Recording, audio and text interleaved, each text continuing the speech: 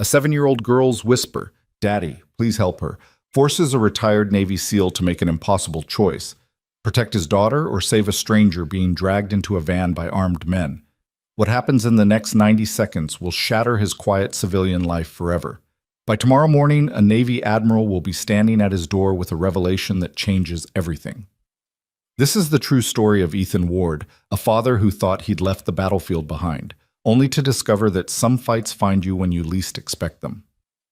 Stay until the end, hit that like button, and comment your city below so I can see how far this story travels. The Arizona sun beat down on the asphalt parking lot with that particular intensity that makes the air shimmer and dance above parked cars. Ethan Ward pushed the shopping cart with one hand while his 7-year-old daughter Maya skipped alongside him, her pink backpack bouncing with each step. It was a Saturday afternoon like any other: errands, groceries, the mundane rhythm of civilian life that Ethan had fought hard to embrace after leaving the Navy. "Daddy, can we get ice cream on the way home?" Maya asked, her hazel eyes bright with hope. Ethan smiled down at her, his weathered face softening in a way that only she could manage. "We'll see, sweetheart. Let's get this stuff loaded up first." The parking lot of the Northgate Shopping Center was moderately full, typical for a weekend. Soccer moms loaded minivans. Teenagers clustered near the entrance, absorbed in their phones. An elderly couple slowly made their way toward the supermarket entrance, the old man carefully holding his wife's elbow. Normal. Safe. Predictable. Everything Ethan had wanted after 12 years in naval special warfare. He clicked the key fob and his Ford F-150's lights flashed in response, parked 3 rows over. Maya immediately broke into a run toward the truck, her sneakers slapping against the hot pavement. "Walk, Maya," Ethan called out, his voice carrying that automatic authority that never quite left, no matter how many years passed. "Stay where I can see you." She slowed obediently, turning to flash him a grin before continuing at a more measured pace. Ethan followed, the cart's wheels rattling over the uneven asphalt. His eyes automatically scanned the area, a habit so ingrained it had become unconscious. Exit points. Unusual vehicles. People whose body language didn't match their surroundings. Old habits didn't die. They just went quiet, waiting. That's when he heard it. A scream, sharp, desperate, female, cutting through the ambient noise of the parking lot like a knife. Ethan's body responded before his mind fully processed the sound. The shopping cart stopped. His hand went instinctively to his right hip, finding only empty belt where a sidearm used to rest. His head turned toward the source of the sound, eyes narrowing, every sense suddenly razor-sharp. 70 yards away, near a white panel van parked in the shadow between the main building and a dumpster enclosure, 3 men were forcing a young woman toward the van's open side door. She was fighting, kicking, twisting, trying to break free, but they had her arms pinned. One of the men, heavy-set with a shaved head, clamped a meaty hand over her mouth, muffling another scream. "Daddy?" Maya's voice was small, uncertain. Ethan's jaw tightened. His pulse, already elevated, began that familiar descent into combat-ready calm. Heart rate dropping, vision sharpening, time beginning to stretch. The woman was maybe 25, wearing business-casual clothes, her purse spilling onto the ground as she struggled. The men were coordinated, moving with the practiced efficiency of people who'd done this before. This wasn't a mugging. This was an abduction. In the 3 seconds it took Ethan to process the scene, 1,000 calculations ran through his mind. Distance, number of hostiles, probable weapons, tactical approach. His muscle memory was already plotting movements, identifying weak points in their formation. Then reality crashed back in. Maya. His daughter was standing 15 feet away, watching him with those trusting eyes that believed her father could fix anything. Those same eyes that still occasionally woke him at 2 a.m. from nightmares about losing her mother to cancer 3 years ago. Those eyes that represented everything he'd fought to protect, everything he'd left the teams to preserve. "Daddy, what's happening?" Maya whispered, her small hand reaching for his. Ethan grabbed her hand, pulling her close. "It's okay, baby. Just stay right here." But it wasn't okay. Nothing about this was okay. The woman's muffled screams were getting weaker. In another 10 seconds, she'd be in that van. In another 20, the van would be gone. Statistics flooded his mind, statistics he'd learned during anti-trafficking briefings in the Navy. First 24 hours were critical. After that, victims often disappeared into networks so vast and dark that even federal task forces struggled to find them. Someone nearby had to have called 911. Surely. In a parking lot this full, someone had to be... Ethan looked around. A few people were staring, mouths open, phones out. But they were recording, not calling. Others were hurrying away, desperate not to get involved. The elderly couple had disappeared inside. The teenagers were backing toward the store entrance, wide-eyed but paralyzed. No one was helping. "Get in the damn van," one of the men snarled. He was tall, wiry, wearing a dark jacket despite the heat. His hand flashed, and afternoon sunlight glinted off steel. A knife, 4-inch blade, held low and professional. Ethan's stomach dropped. The calculation changed entirely.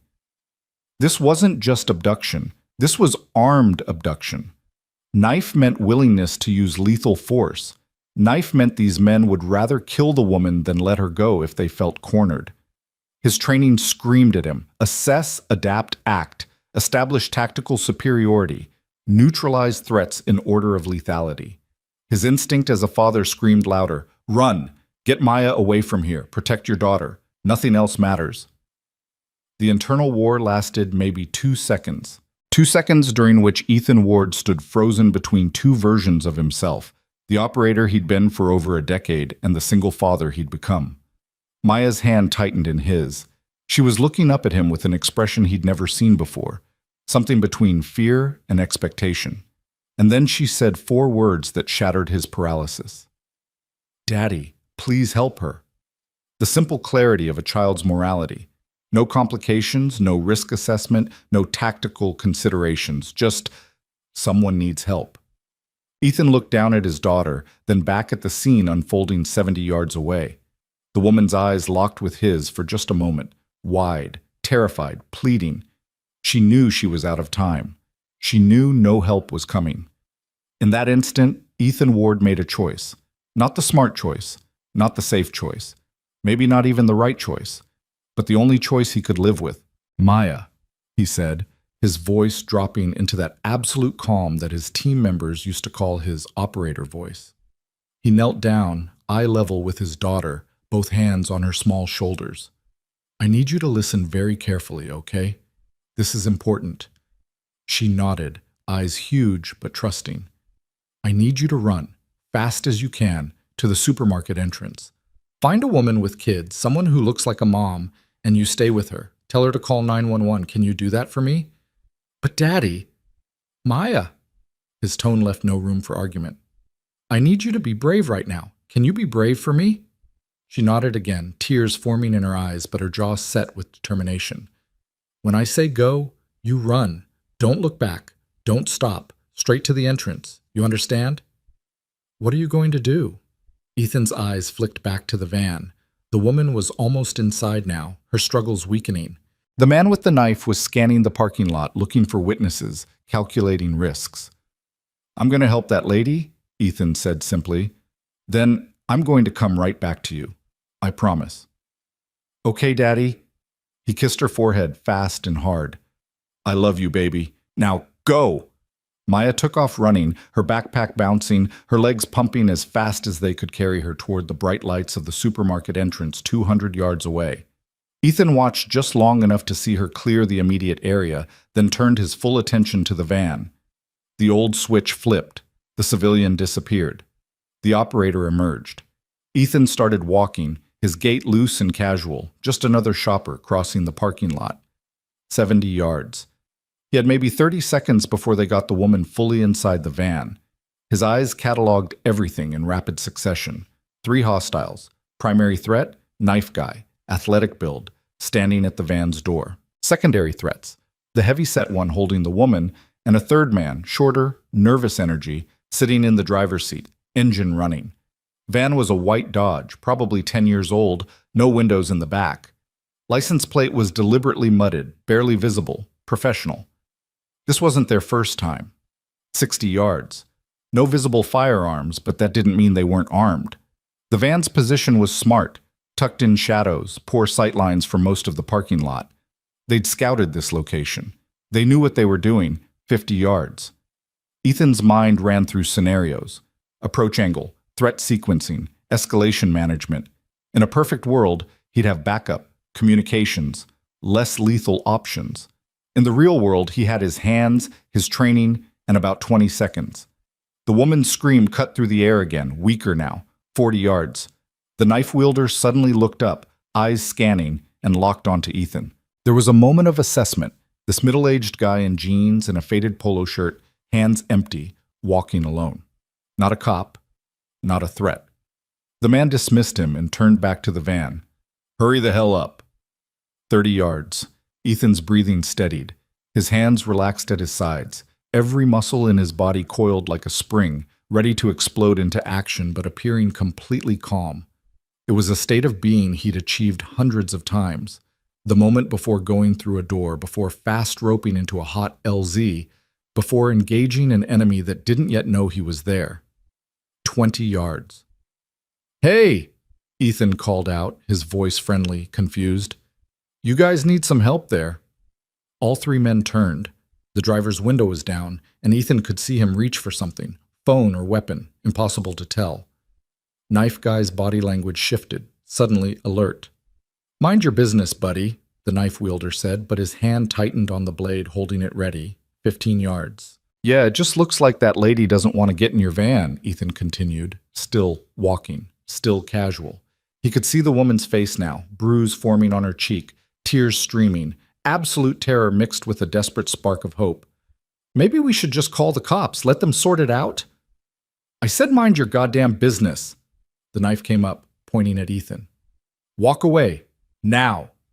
10 yards. This was the moment. This was where most people would stop, where the lizard brain's survival instinct would override everything else. The knife was a line in the sand, a clear message. Cross this line and people get hurt. Ethan didn't stop walking. Here's the thing, he said, his voice dropping to something colder, harder. That's not going to happen. 8 yards. The shift in Ethan's tone made all three men hesitate. Something in his eyes, in the way he moved, triggered a primal recognition, predator spotting predator. The heavy-set guy's grip on the woman loosened fractionally. The driver's hand definitely went for something under his seat. 6 yards. Last chance, asshole. Knife guy's voice pitched higher, uncertainty creeping in. I will cut you. No, Ethan said quietly. You won't. And then he moved. Years of training, thousands of hours of muscle memory, condensed into explosive action. Ethan covered the final 6 yards in less than 2 seconds, closing distance before the knife wielder could process the movement. The man thrust the blade forward in a wild, panicked stab. Ethan wasn't there. He'd already sidestepped, his left hand snapping out to trap the knife hand at the wrist, controlling the weapon. His right hand drove forward in a palm strike that caught the man just under the nose. Not hard enough to kill, but hard enough to stun. The man's head snapped back, eyes losing focus. Ethan rotated the trapped wrist in a smooth, practiced motion. Small bones in the wrist grinding, leverage applied at the perfect angle. The knife clattered to the pavement. One heartbeat later, Ethan's elbow crashed into the side of the man's head. The knife wielder dropped like a puppet with cut strings. Time elapsed. 3 seconds. The heavy-set guy released the woman and lunged at Ethan with a wild haymaker. Ethan saw it coming a mile away. Telegraphed, overcommitted, all power, and no technique. He ducked under the punch, letting momentum carry his attacker forward, and drove his knee into the man's solar plexus. Air exploded from the heavy-set guy's lungs. While he was doubled over, gasping, Ethan grabbed the back of his head and drove it down to meet his rising knee. The impact made a sound like a wet towel hitting concrete. The heavy-set guy collapsed, unconscious before he hit the ground. Time elapsed. 7 seconds total. The woman stood frozen, mouth open, backing away from the sudden violence but unable to process what she was witnessing. Get behind me, Ethan ordered, not taking his eyes off the van. She scrambled to obey, putting Ethan between herself and the remaining threat. The driver's door flew open, and the third man stumbled out, something dark and metallic in his hand. Ethan's body tensed, ready to move. If that was a gun, the tactical picture changed dramatically. But it wasn't a gun. It was a tire iron, gripped in shaking hands. "Stay back," the driver shouted, voice cracking. He was young, maybe 25, trying to look tough, but fear naked on his face. "I'm warning you, man." Ethan started walking toward him, steady and inevitable. "Don't!" The driver swung the tire iron in a wild arc, keeping distance. Ethan didn't slow down. He'd faced men armed with actual assault rifles, in actual war zones, backed by actual training. A terrified kid with the tire iron wasn't even on the same scale. "Last chance to put that down and run," Ethan said flatly. The driver swung again, more desperate this time. Ethan caught the tire iron mid-swing with his left hand, metal ringing against his palm. The shock of impact would have broken a normal person's hand. Ethan barely registered it. He yanked hard, pulling the driver off balance, and delivered a straight right to the jaw. Measured, controlled, just enough force. The driver's eyes rolled back and he crumpled. Time elapsed, 12 seconds total. Silence fell over the scene like a blanket. 3 men down, unconscious or incapacitated. The woman was staring at Ethan with an expression caught between relief and shock. "Are you hurt?" Ethan asked, his breathing barely elevated. "Did they... No, I'm..." She couldn't seem to form words. Her hands were shaking violently. Sirens wailed in the distance, getting closer. Someone had finally called 911. Ethan looked around the parking lot. Now there were dozens of people staring, phones out, recording. "Great. Just great." "Okay," Ethan said gently, shifting back to his normal voice, the operator receding once more. "You're safe now. The police are coming. Just breathe, okay? You're safe." She nodded, tears streaming down her face, and then suddenly she was hugging him, sobbing into his shoulder. Ethan stood awkwardly for a moment, then carefully patted her back, his eyes still scanning for additional threats, his tactical awareness still fully engaged. That's when he remembered. Maya. His head snapped toward the supermarket entrance. There. Thank God. He could see her small figure standing with a middle-aged woman, both of them staring in his direction. Even from this distance, he could see Maya's wide eyes, her hands clutched to her chest. She'd watched everything. The guilt hit him like a physical blow. What had he just done? What had he just exposed his 7-year-old daughter to? Images of himself, cold, violent, efficient, played through his mind. That wasn't the father she knew. That wasn't the man he'd tried so hard to become after leaving the Navy. The sirens were getting louder. 2 police cruisers screamed into the parking lot, lights flashing, officers jumping out with weapons drawn. "Hands where we can see them!" an officer shouted. Ethan immediately stepped away from the woman, raising his hands high, making himself as non-threatening as possible. "I'm the one who called 911, he lied smoothly. These 3 men were trying to kidnap this woman. They're all down, no weapons in reach. The knife is on the ground near the tall one." The officers approached cautiously, taking in the scene. 3 unconscious men, a terrified woman, and Ethan standing calm with his hands raised. One officer immediately went to the woman while 2 others moved to secure the downed men. "Sir, I need you to keep your hands visible and move over here," the older officer said, less aggressive now but still cautious. "Absolutely, officer." Ethan complied immediately, moving where directed. "My daughter's over there by the supermarket. She's 7. I need to get to her. She's scared." The officer followed Ethan's gaze and saw Maya, then nodded slowly. "In a minute, sir. First, I need to understand what happened here." Over the next 10 minutes, as more police arrived and paramedics began checking the unconscious men, Ethan gave his statement. He was careful, measured, downplaying his own role. Just a concerned citizen who intervened. Got lucky. They were caught off guard. He used to do some martial arts, nothing special. Things happened fast. The woman, she'd given her name as Claire but was too shaken to say much more, corroborated everything. She kept saying Ethan saved her life, kept looking at him like he was something miraculous. One of the paramedics examining the downed men looked up at the police officer with raised eyebrows. "Sir, these injuries, they're precise. Whoever did this knew exactly what they were doing. Minimal damage, but maximum effectiveness." The older officer looked at Ethan with new interest. Sir, what did you say you did for a living? I'm in private security, Ethan said, which was technically true. He did occasional consulting work for a security firm. Used to be military. What branch? Navy. What did you do in the Navy? Ethan met the officer's eyes steadily. I'd prefer not to say, officer. It's not relevant to what happened here. The officer held his gaze for a long moment, then nodded slowly. He'd been around long enough to recognize that particular breed of silence. All right, sir. We'll need you to come down to the station to give a formal statement, but I don't see any reason to detain you. You're free to go to your daughter. Thank you, officer. Ethan walked toward the supermarket entrance, each step feeling heavier than the last. Maya saw him coming and broke away from the woman she'd been standing with, running toward him. He caught her as she launched herself into his arms, burying her face against his shoulder. It's okay, baby, he whispered into her hair. It's all okay now. But as he held his daughter, feeling her small body shake with delayed shock, Ethan knew that nothing was okay. He'd crossed a line. The carefully constructed wall between his past and his present had crumbled in less than 30 seconds of violence. Daddy, you were so fast, Maya whispered. You were like a superhero. Ethan closed his eyes, fighting down the sick feeling in his stomach. I'm not a hero, sweetheart. I'm just your dad. But you saved her. Yeah, I did. Are those bad men going to jail? Yeah, baby, they are. Maya pulled back slightly, looking up at him with those impossibly trusting eyes. I was scared.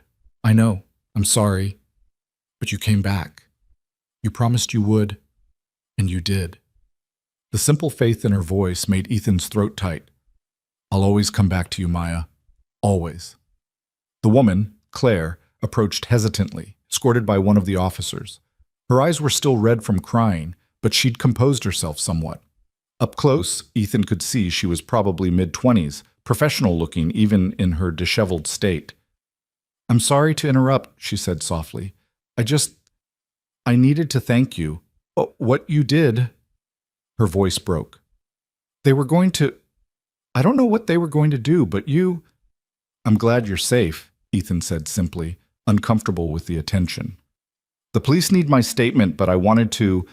Can I give you my contact information? I'd like to properly thank you when everything settles. Ethan hesitated. Every instinct said to decline, to walk away, to return to anonymity. But Claire's eyes held something beyond gratitude. They held the desperate need to find some meaning in trauma, to connect with the person who'd pulled her back from the abyss. Sure, he said finally. She quickly scribbled her phone number on a piece of paper an officer provided, hands still shaking slightly. Thank you. Thank you so much. She couldn't finish, just pressed the paper into his hand and turned away, wiping her eyes. Ethan watched her go, then looked down at the number. He should throw it away. Should put this whole incident behind him. Should focus on getting Maya home and helping her process what she'd witnessed. Instead, he folded the paper carefully and slipped it into his pocket.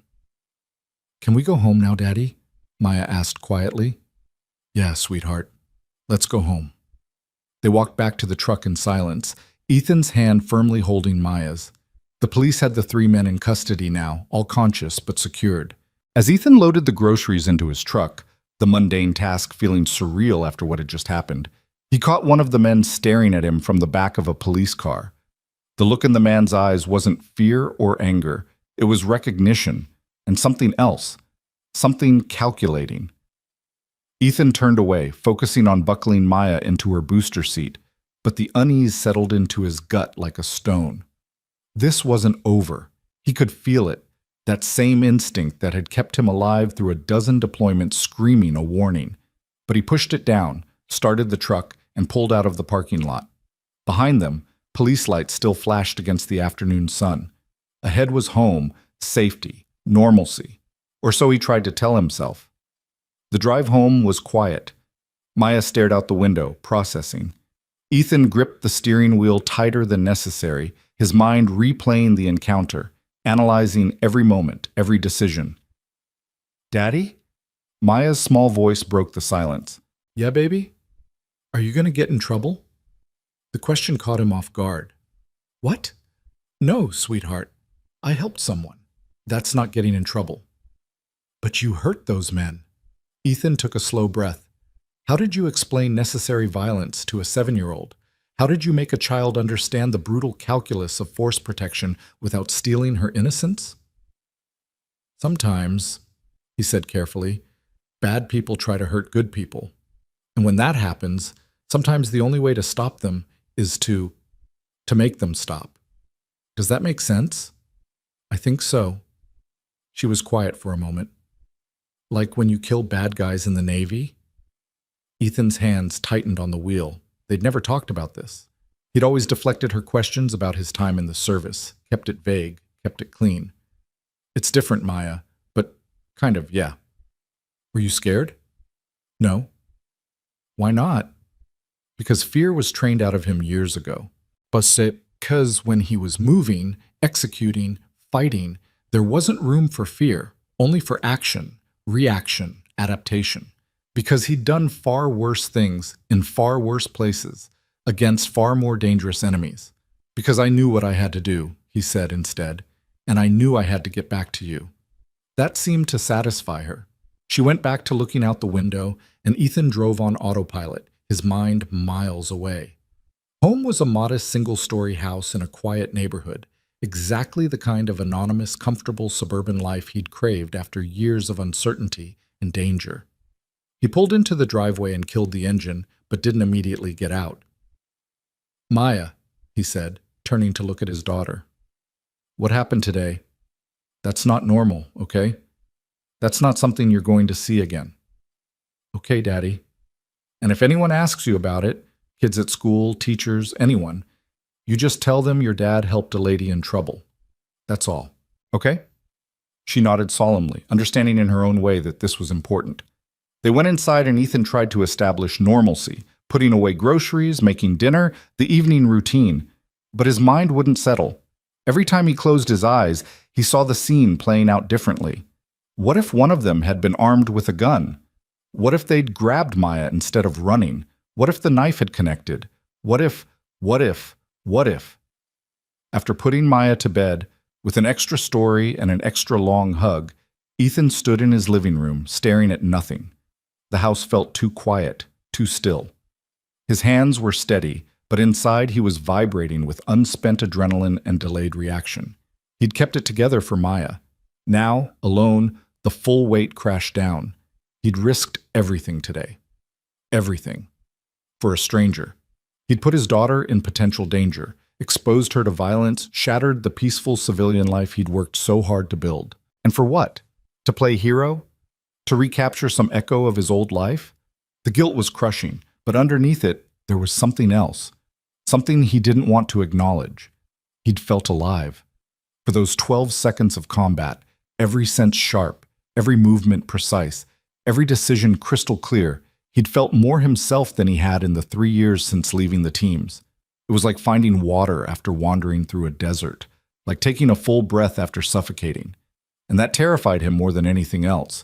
Because if he craved that feeling, if some part of him had missed the violence and the clarity and the purpose, what did that make him? What kind of father was he? What kind of man? Ethan walked to the kitchen and poured himself 3 fingers of whiskey, a rare indulgence. He sat at the kitchen table, in the dark, and tried to make sense of the war inside his own head. His phone buzzed. Unknown number. He almost ignored it, then remembered the police had taken his information. The text message made his blood run cold. We know who you are. We know where you live. We don't forget.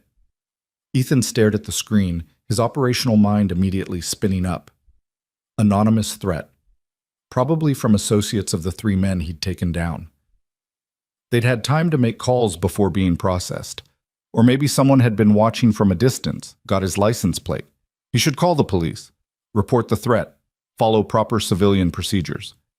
Instead, he set the phone down and took a long drink of whiskey, because a threat meant this wasn't over. A threat meant he'd pulled himself back into exactly the kind of situation he'd tried to leave behind. A threat meant Maya was potentially in danger because of his choice. The smart move was to call the police, increase security, Be vigilant, but cautious. But Ethan Ward hadn't stayed alive through 12 years of special operations by being passive. Threats weren't something you waited out. They were something you eliminated.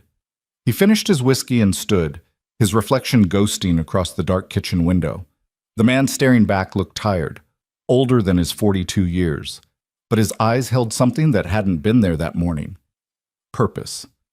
Ethan walked to Maya's room and stood in the doorway, watching her sleep. Her breathing was soft and even, her small face peaceful. She trusted him completely, believed he could protect her from anything. "I'm sorry, baby," he whispered. "I'm so sorry." But he wasn't sorry enough to have made a different choice. As he turned away, his phone buzzed again. Another message. "Sleep tight." Ethan's jaw tightened. He walked to his bedroom closet and moved aside a stack of boxes. Behind them was a small fire-rated safe. He entered the combination and opened it. Inside was his old service weapon, a Sig Sauer Peter 26 that he'd carried on more operations than he could count. Beside it were spare magazines, a tactical flashlight, and a knife with a matte black blade.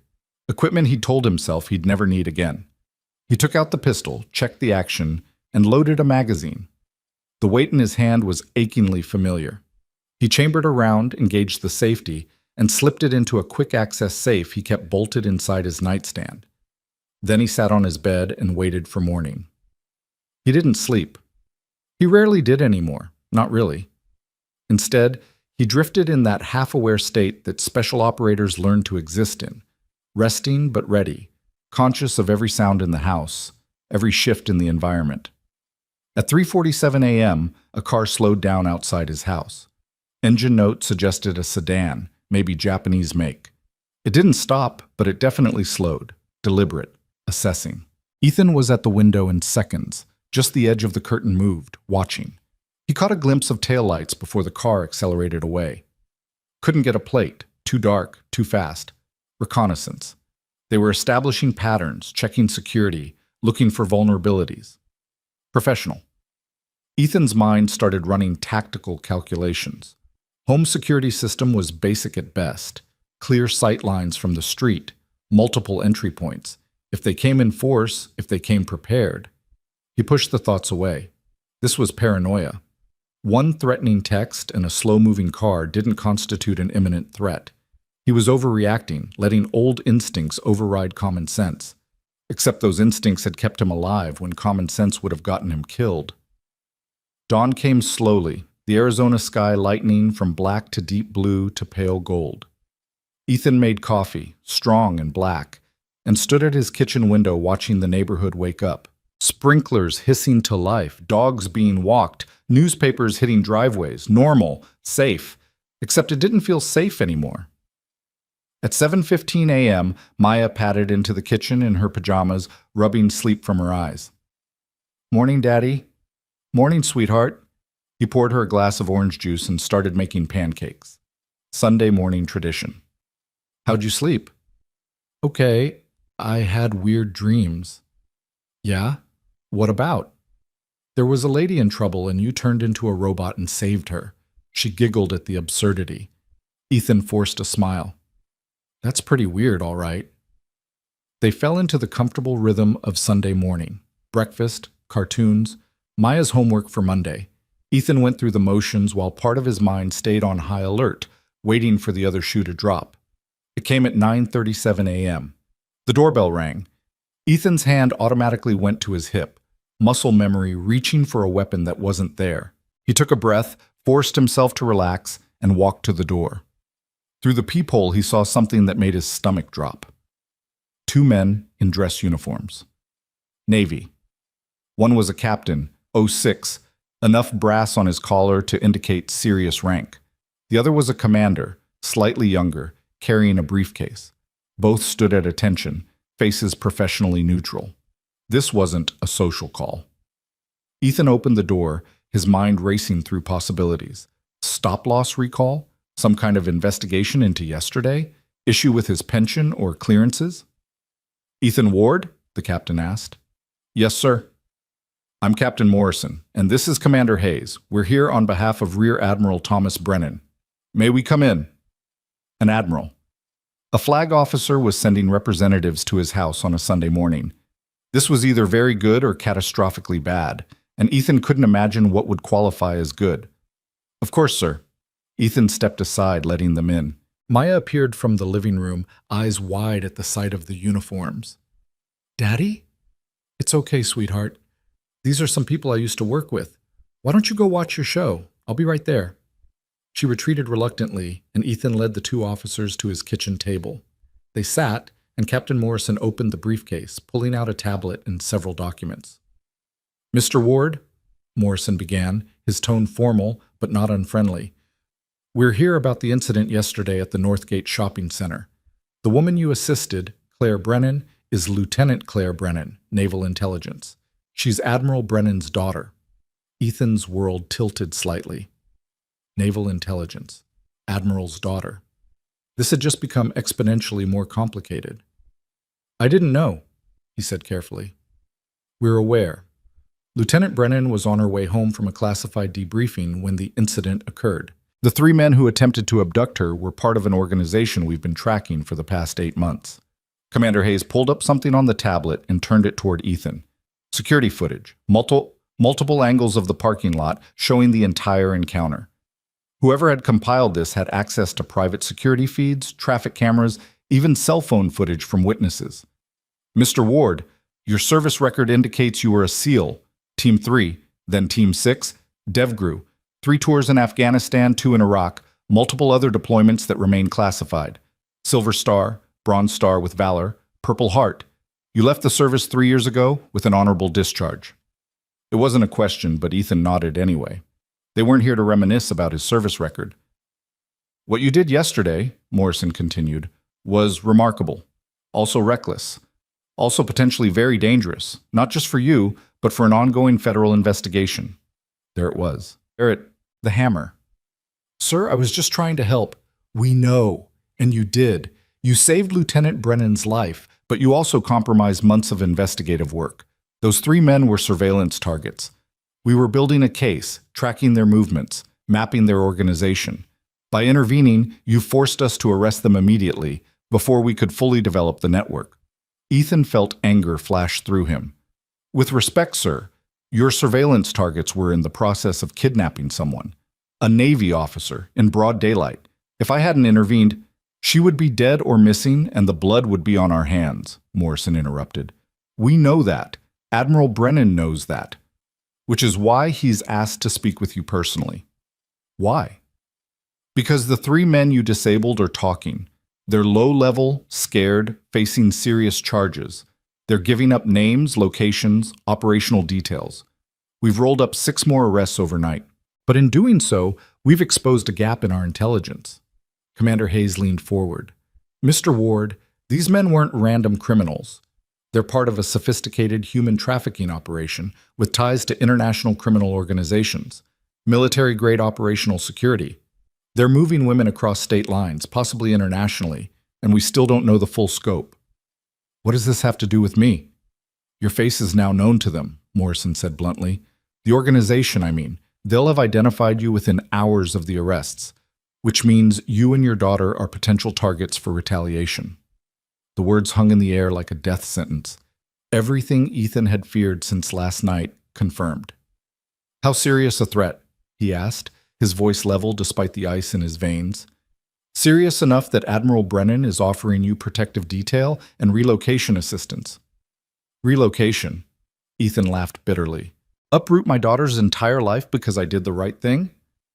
The alternative is risking both your lives, Hayes said quietly. These aren't street criminals, Mr. Ward.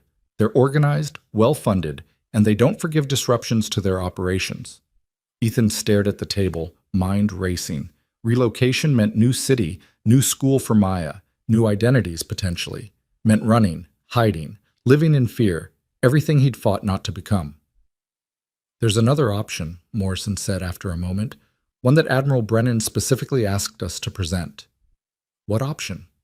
Help us finish what you started. Help us take down the entire organization. And there it was, the real reason they were here. Ethan looked up sharply. I'm retired. You'd be contracted as a civilian security consultant, 6 months maximum. You'd work with a joint task force, FBI, DHS, Naval Intelligence. Your experience, your skills, you'd be invaluable. And my daughter? Protected. Full security detail, relocated temporarily if necessary, but you'd have regular access. This isn't a deployment, Mr. Ward. This is domestic counter-trafficking work. You're asking me to leave my daughter and go back to work I walked away from 3 years ago. We're asking you to help protect your daughter by eliminating the threat rather than running from it, Morrison countered. We're asking you to use your abilities to save people, women and children, who are trapped in one of the most evil enterprises on the planet. And yes, we're asking you to do what you're trained to do. Ethan stood, pacing to the window. Outside, Maya's bicycle lay on its side in the driveway. Her chalk drawings decorated the concrete. Normal life, safe life. Except it wasn't safe. Not anymore. Not if he did nothing. When does Admiral Brennan want an answer? He's outside, sir. Ethan's head snapped around. What? He insisted on coming personally. He's waiting in his vehicle, giving you time to process. But he'd like to speak with you this morning. For a long moment, Ethan couldn't speak. An admiral, a flag officer with dozens of other responsibilities, had personally driven to his house on a Sunday morning. That wasn't standard procedure. That was desperation, or respect, or both. Tell him I'll talk to him, Ethan said finally. But I'm not making any promises. Captain Morrison stood, relief flickering across his professional mask. Understood, sir. Thank you. As the two officers left to retrieve the Admiral, Ethan stood in his kitchen, feeling the weight of impossible choices bearing down on him. Yesterday, his biggest decision had been whether to get ice cream. Today, he was facing a decision that would define not just his future, but Maya's. And somewhere, in some dark corner of his mind, a voice whispered what he didn't want to admit. He'd already made his choice the moment he stepped between Claire Brennan and those 3 men. The operator never really leaves. The door opened again, and Rear Admiral Thomas Brennan stepped into Ethan Ward's kitchen. He was a tall man, late 50s, with steel-gray hair and the bearing of someone who'd commanded men in combat.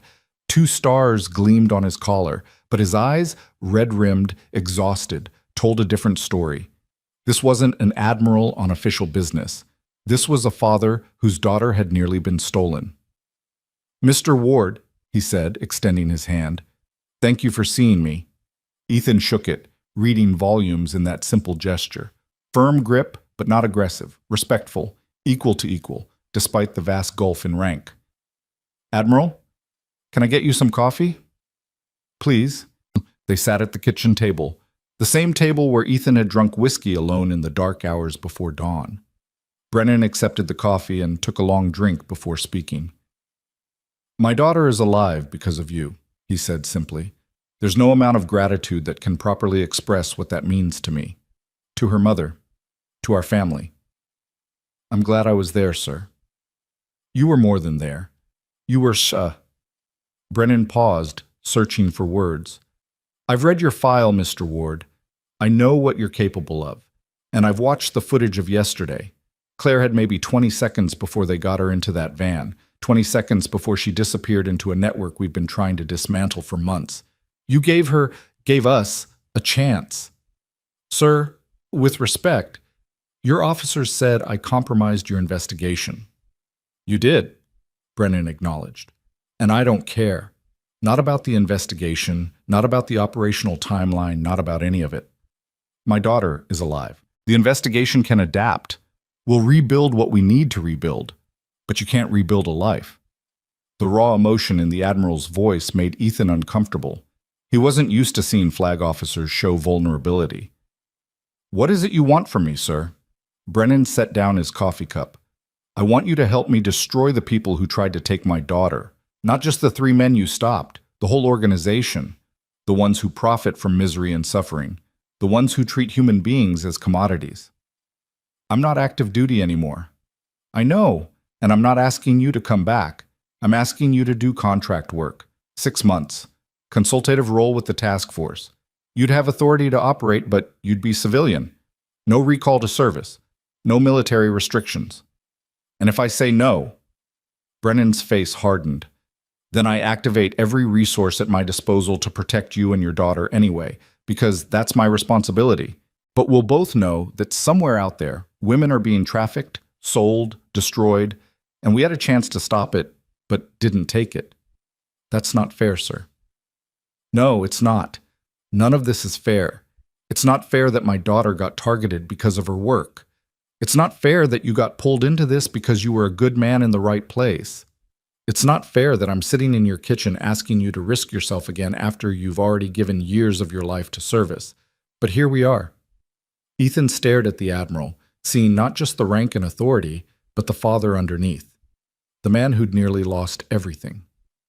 I have a daughter too, Ethan said quietly. She's 7. She's all I have. I left the teams because I wanted to be there for her, because I wanted to give her a normal childhood, with a father who didn't disappear for months at a time, who wasn't risking his life in places she couldn't even know about. I understand that. I do. Do you? Because I'm not sure you understand what you're asking. You're asking me to become exactly what I walked away from. To put Maya in danger by association. To potentially leave her orphaned if something goes wrong. His voice rose slightly, years of suppressed fear and guilt bleeding through. I made a promise to my wife before she died. I promised her I'd keep our daughter safe, that I'd be there, that I wouldn't let the job take me away from her. Brennan let the words hang in the air for a moment before responding. My daughter is 26 years old. She's brilliant, dedicated, serves her country with distinction. And yesterday she called me from the police station, terrified and traumatized because evil men tried to steal her future. Every instinct I have as a father screams at me to wrap her in protection and never let her out of my sight. But I can't, because there are more daughters out there, younger daughters, girls who don't have fathers with Admiral's stars who can move heaven and earth to protect them. He leaned forward, his voice intense. You kept a promise yesterday, Mr. Ward. You saw someone who needed help, and you helped her, despite the risk, despite having every reason to walk away. That promise, to protect those who can't protect themselves, is it less valid because the threat is ongoing rather than immediate? Ethan closed his eyes. The weight of the decision was crushing.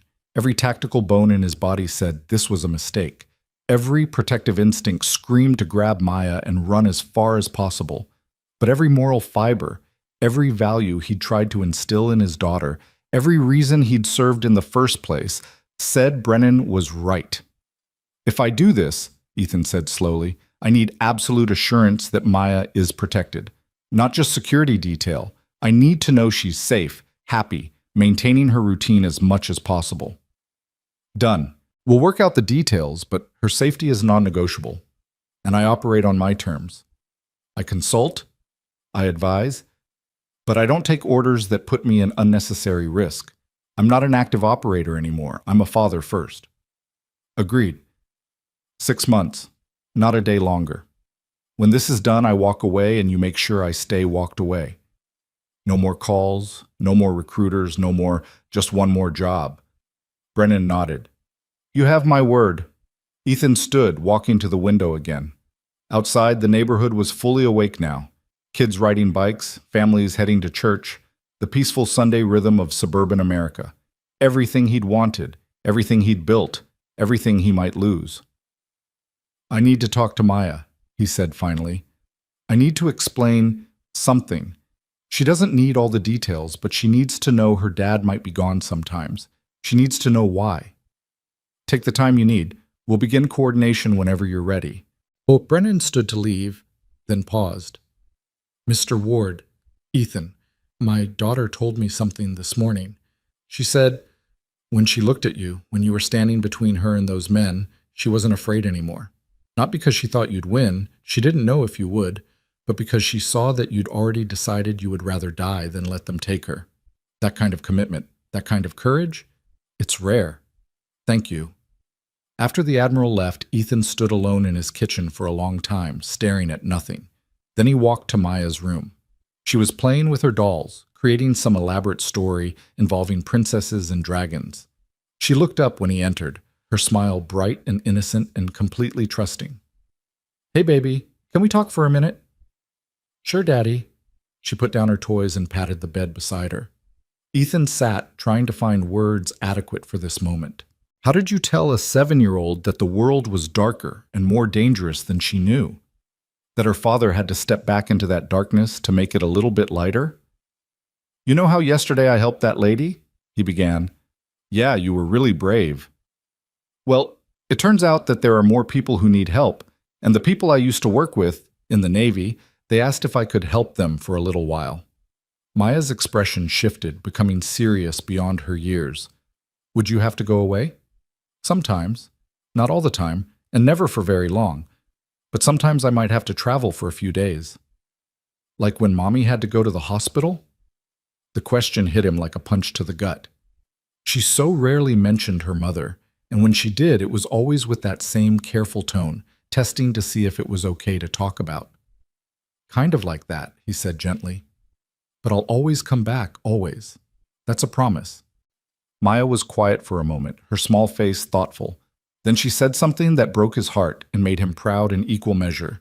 If you can help people like you helped that lady yesterday, then you should do it, even if it's scary.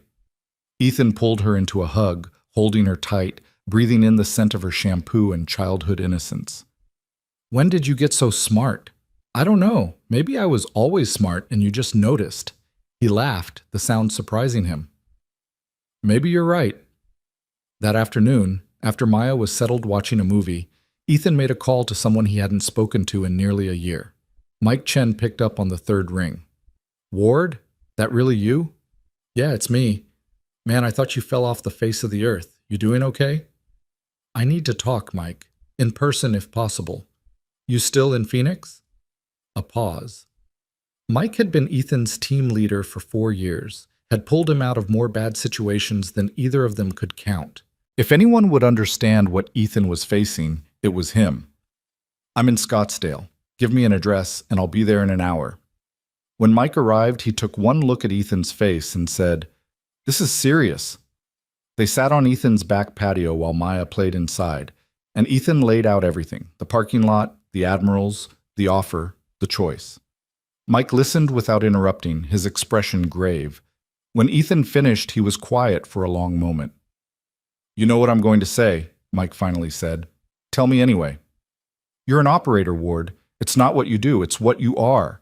You can try to bury it, try to be civilian, try to build a white picket fence life. But when the moment comes, when someone needs help and you're the only one who can provide it, you're never going to walk away. Yesterday proved that. I have Maya to think about. And you're thinking about her. You're thinking about the world she's going to grow up in, about whether it's a little bit safer or a little bit more dangerous based on the choices you make right now. Mike leaned forward. You think those trafficking networks are going to just disappear? You think other fathers' daughters are any less valuable than yours? That's not fair. No, it's not. Nothing about this is fair. But you know what else isn't fair? Having the ability to make a real difference and choosing not to use it because it's uncomfortable or risky or disrupts your plans. Ethan stared at his hands, hands that yesterday had disabled 3 men in less than 15 seconds. Hands that had held his daughter as a baby. Hands that had signed his wife's death certificate. I'm scared, Mike. Not of the mission. I can handle that. I'm scared of what happens to Maya if I don't come back. I'm scared I'm being selfish, choosing to feel useful again instead of being the father she needs. You're the father she needs because you're the man who stepped in yesterday. Because you taught her that when you see someone in trouble, you help them. Kids learn more from what we do than what we say, Ward. What do you want her to learn? That courage matters, or that comfort matters more? The words settled into Ethan's chest like stones, heavy with truth. They talked for another hour. Logistics, security considerations, how to balance the work with being present for Maya. Mike offered to help coordinate with the task force, to serve as a liaison if needed. By the time he left, Ethan felt clearer than he had since yesterday afternoon. That evening, after putting Maya to bed, Ethan pulled out the piece of paper with Claire Brennan's number. He typed out a text message. This is Ethan Ward. I wanted to check in and make sure you're doing okay. The response came within 2 minutes. I'm okay. Shaken, but okay. Thank you again for what you did. My father told me he spoke with you today. I hope you'll help us. Not just because I want justice, but because I've seen what they're planning, and it's worse than you can imagine." Ethan stared at that message for a long time. Worse than you can imagine. He'd seen a lot in 12 years of warfare. Child soldiers, mass graves, villages destroyed for strategic advantage. He could imagine quite a lot. But the idea that this thing happening in shopping center parking lots in suburban America, in the supposed safety of civilization, could be worse? He typed a response. "I'm in. Tell your father I'll start tomorrow." And with those words, Ethan Ward stepped back through a door he'd thought he'd closed forever. Not because he wanted to, not because it was safe, but because sometimes the hardest right choice is the only choice you can live with. That night, he didn't sleep at all. He sat in Maya's doorway, watching her peaceful face in the dim glow of her nightlight, and made silent promises. He'd be careful. He'd be smart. He'd survive this and come back to her. And he'd make damn sure that what happened to Claire Brennan didn't happen to anyone else's daughter. When dawn came, Ethan Ward was ready. Ready to fight again. Ready to protect again. Ready to be the man his daughter had seen yesterday. Not a superhero, but a father who refused to turn away when others needed help. The operator had returned. But this time, he was fighting for more than just mission success. He was fighting to make the world safe enough for little girls to skip through parking lots without fear. And that was a mission worth any risk. The Monday morning sun cut through the blinds of the FBI field office in downtown Phoenix, casting sharp lines across the conference table where Ethan sat, surrounded by people who represented the full weight of federal law enforcement. Special Agent Sarah Reeves from the FBI's Human Trafficking Task Force sat directly across from him, her dark eyes assessing him with the particular intensity of someone who'd seen too much and trusted too little. To her left was Agent Marcus Chen from Homeland Security Investigations, younger, but carrying himself with the quiet confidence of someone who'd earned his place at the table. Commander Hayes from Naval Intelligence occupied the far end, his tablet already displaying what Ethan recognized as operational briefing materials. Admiral Brennan stood at the head of the table, and beside him sat Claire Brennan herself. She looked different from the terrified woman in the parking lot, composed now, professional in her navy khakis. But Ethan could see the shadow that lingered behind her eyes. Trauma didn't just disappear because you put on a uniform and showed up for work. "Thank you all for being here," Brennan began. "Mr. Ward has agreed to consult with the task force on a 6-month contract. His background and skill set make him uniquely qualified to assist in the operational aspects of dismantling this trafficking network." Agent Reeves leaned back in her chair, her expression skeptical. "No disrespect to Mr. Ward's service record, but we have trained federal agents working this case. What exactly does a retired SEAL bring to the table that we don't already have?" Ethan had expected this. Interagency cooperation was always complicated, and bringing in an outsider, especially one with a military rather than law enforcement background, would naturally create friction. "He brings the ability to think like they do," Claire said quietly, before Ethan could respond. "The men who tried to take me weren't street criminals. They moved like they had training, military bearing, operational discipline. We need someone who understands that mindset." "Lieutenant Brennan is correct," Agent Chen added, pulling up a file on the main display screen. "We've been tracking this organization for 8 months. What started as a local investigation into suspected trafficking has evolved into something much larger. The 3 men Mr. Ward encountered, Dmitry Volkov, Carlos Mendez, and James Patterson, all have military or paramilitary backgrounds. Volkov served in the Russian army. Mendez was Mexican Special Forces before going private. Patterson did 2 tours with the 82nd Airborne before a dishonorable discharge." The screen showed mugshots and service records. Ethan studied each face, committing them to memory. Volkov was the one he'd taken down first, the knife wielder. Mendez had been the heavy, Patterson the nervous driver.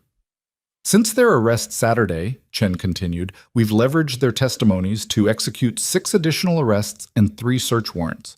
What we've found is disturbing.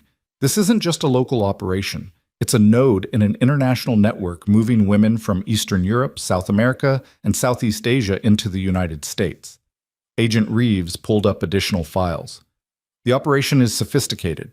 They use legitimate businesses as fronts, import-export companies, staffing agencies, even a modeling agency.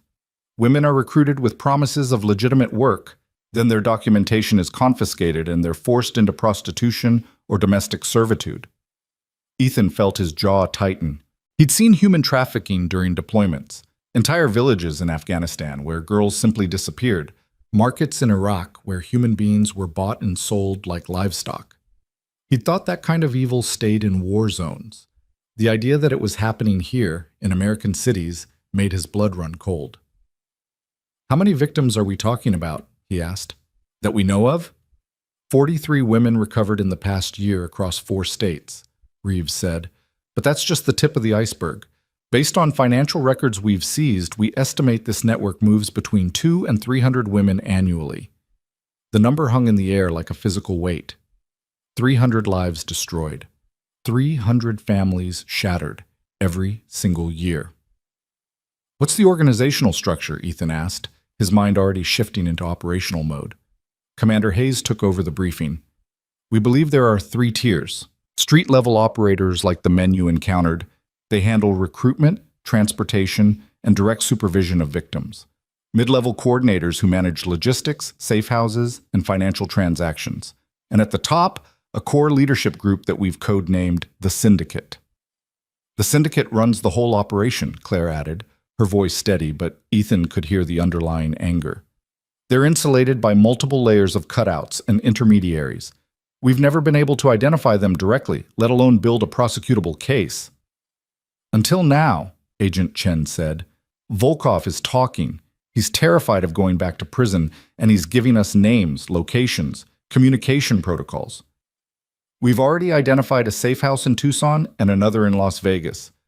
But here's the problem." He paused, looking directly at Ethan. "The Syndicate knows we've rolled up their street team. They're going to restructure, change protocols, possibly eliminate anyone they think might be compromised." "We have a window," Brennan said. "Maybe 2 weeks, maybe less, before they adapt and we lose our chance to move up the chain. That's where you come in, Mr. Ward." Ethan understood immediately. "You want me to help identify vulnerabilities in their security. Find ways to penetrate deeper into the organization before they can shore up their defenses." "Exactly.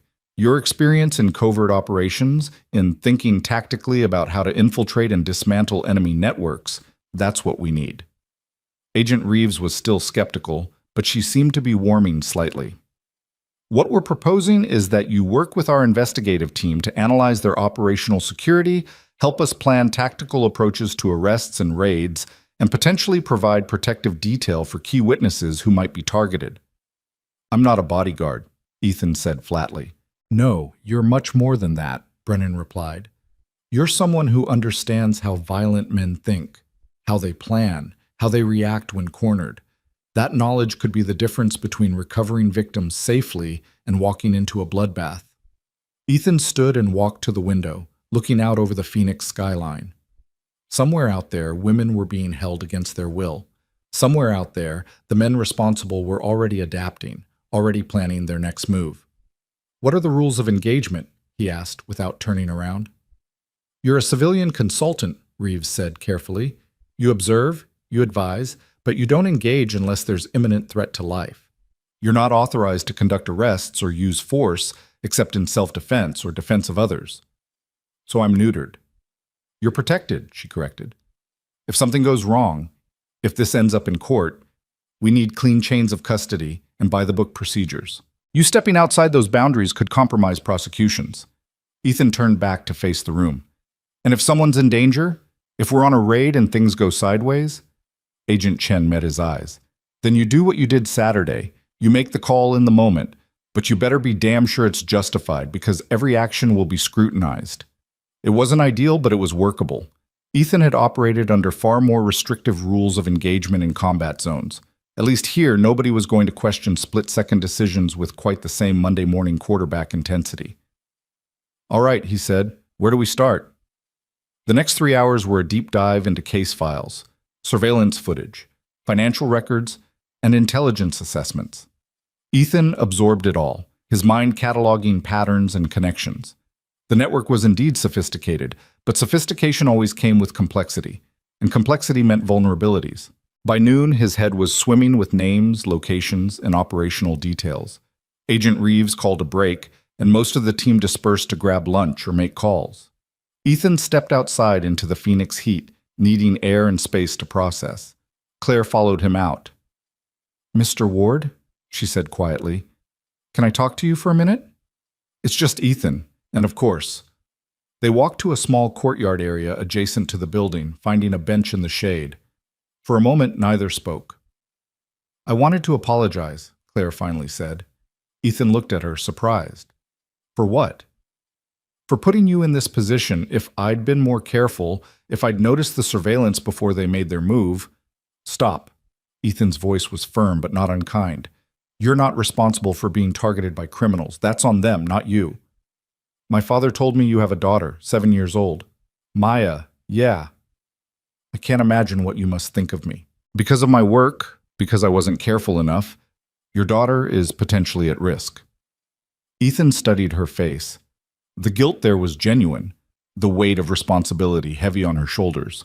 He recognized it because he'd carried the same weight himself more times than he could count. "Can I tell you something my team leader used to say?" Ethan asked. "He said that in our line of work, we don't control the enemy's actions. We only control our response. You didn't choose to be targeted. I didn't choose to be in that parking lot at that exact moment. But we both made choices about how to respond. You fought. I intervened. Those were good choices. Even though it's put your daughter at risk? My daughter is at risk because evil people exist. That's the truth. Whether I'd been in that parking lot or not. At least this way I have a chance to do something about it." Claire nodded slowly, some of the tension easing from her shoulders. "My father said you were remarkable. I didn't understand what he meant until I read your service record this morning. That record is classified. I have appropriate clearance. 3 silver stars, Ethan, 5 bronze stars, a Navy Cross, 17 confirmed high-value target eliminations. You spent 12 years doing the hardest, most dangerous work imaginable." Ethan shifted uncomfortably. He'd never been comfortable discussing his record. Medals were just metal and ribbon. What they represented, the firefights, the close calls, the friends who didn't come home, those weren't things he liked to dwell on. "That was a different life," he said simply. "Was it? Because from where I'm sitting, you haven't changed at all. You're still the guy who runs toward danger when everyone else is running away." Before Ethan could respond, his phone buzzed. A text from his neighbor, Mrs. Chen, who was watching Maya while he was at the briefing. "Everything okay here? Maya is helping me bake cookies. Take your time." He showed Claire the message. "That's my real life now. Baking cookies and parent-teacher conferences. This," he gestured back toward the building, "this is temporary." "I hope you're right," Claire said quietly. "But I've seen what these people are capable of. I've interviewed victims. I've seen the trauma, the broken lives. Once you're in this fight, it changes you, makes it hard to walk away." Ethan didn't respond because he didn't have a good answer. Part of him knew she was right. Part of him was already feeling that old pull, the clarity of purpose, the straightforward morality of hunting truly evil people. It was seductive in its simplicity. They headed back inside where the afternoon session focused on tactical planning. Agent Reeves laid out 3 priority targets: the safe house in Tucson, a coordination center in Las Vegas, and a warehouse facility in Phoenix that appeared to be a hub for moving women between locations. "We want to hit all 3 simultaneously," she explained.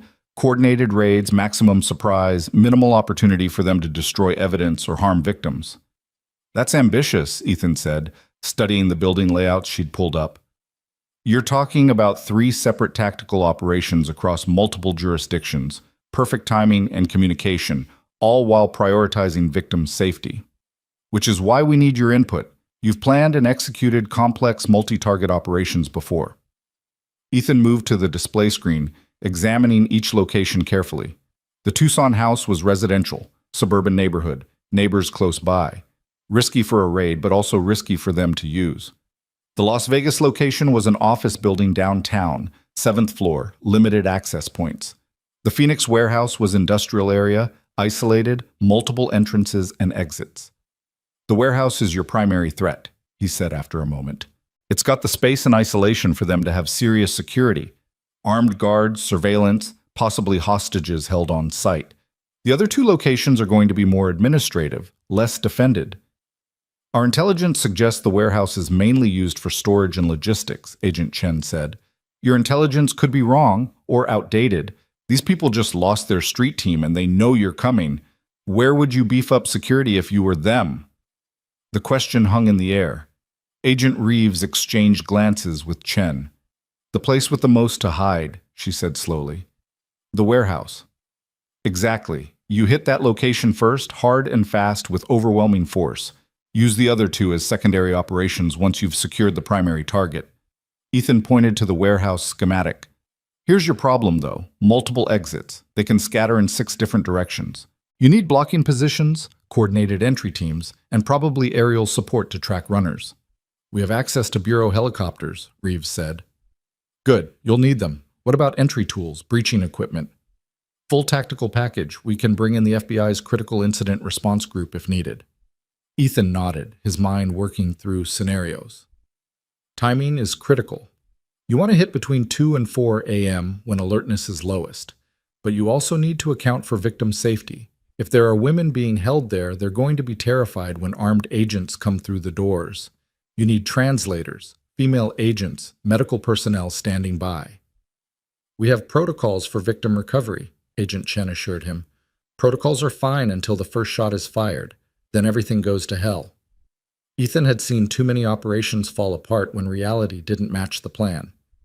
You need contingencies for if they resist, for if they try to use victims as shields, for if the whole thing turns into a hostage situation. The tactical discussion continued for another 2 hours, Ethan drawing on years of experience planning complex operations. It felt disturbingly natural, slipping back into this mindset, thinking about angles of approach, fields of fire, threat assessment. This was what he had done for over a decade, and muscle memory ran deep. By late afternoon, they had the skeleton of a plan. 3 coordinated raids, Phoenix Warehouse as primary target, 48 to 72 hours to finalize operational details and stage resources. We move Friday night, Agent Reeves decided. That gives us time to coordinate with local SWAT teams, position assets, and confirm our intelligence. I want to do a physical reconnaissance of the warehouse, Ethan said. Drive by at minimum, preferably get eyes on from a distance. I don't trust schematics and satellite imagery. I'll arrange it, Agent Chen said. Tomorrow morning? Works for me. As the meeting broke up, Admiral Brennan pulled Ethan aside. How are you holding up? Fine, sir. This is familiar territory. That's what concerns me. I don't want you to lose yourself in this, Ethan. You have a daughter to go home to. I'm aware of that, Admiral. Are you? Because I've seen good men get pulled back into the operational mindset and forget they're not invincible anymore. They're not 25 and backed by an entire task force. They're fathers with responsibilities. Ethan met the Admiral's eyes. With respect, sir, I know exactly who I am and what I'm risking. But these women being trafficked, they're somebody's daughters too. Brennan nodded slowly. Just remember your priorities. We'll find another way if this becomes too much. Understood. Ethan left the federal building as the sun was beginning its descent, painting the Phoenix sky in shades of orange and purple.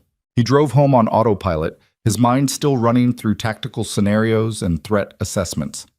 Mrs. Chen met him at the door, Maya bouncing excitedly beside her. Daddy, we made chocolate chip cookies! That's great, baby. He hugged her, breathing in the scent of sugar and childhood innocence, a stark contrast to the darkness he'd been immersed in all day. Everything go okay? Mrs. Chen asked quietly while Maya ran to get the cookies. Yeah, just some consulting work. Might be doing it for a while. Well, you know I'm happy to help with Maya whenever you need. She's a delight. After Mrs. Chen left, Ethan and Maya sat at the kitchen table eating cookies and going through her homework.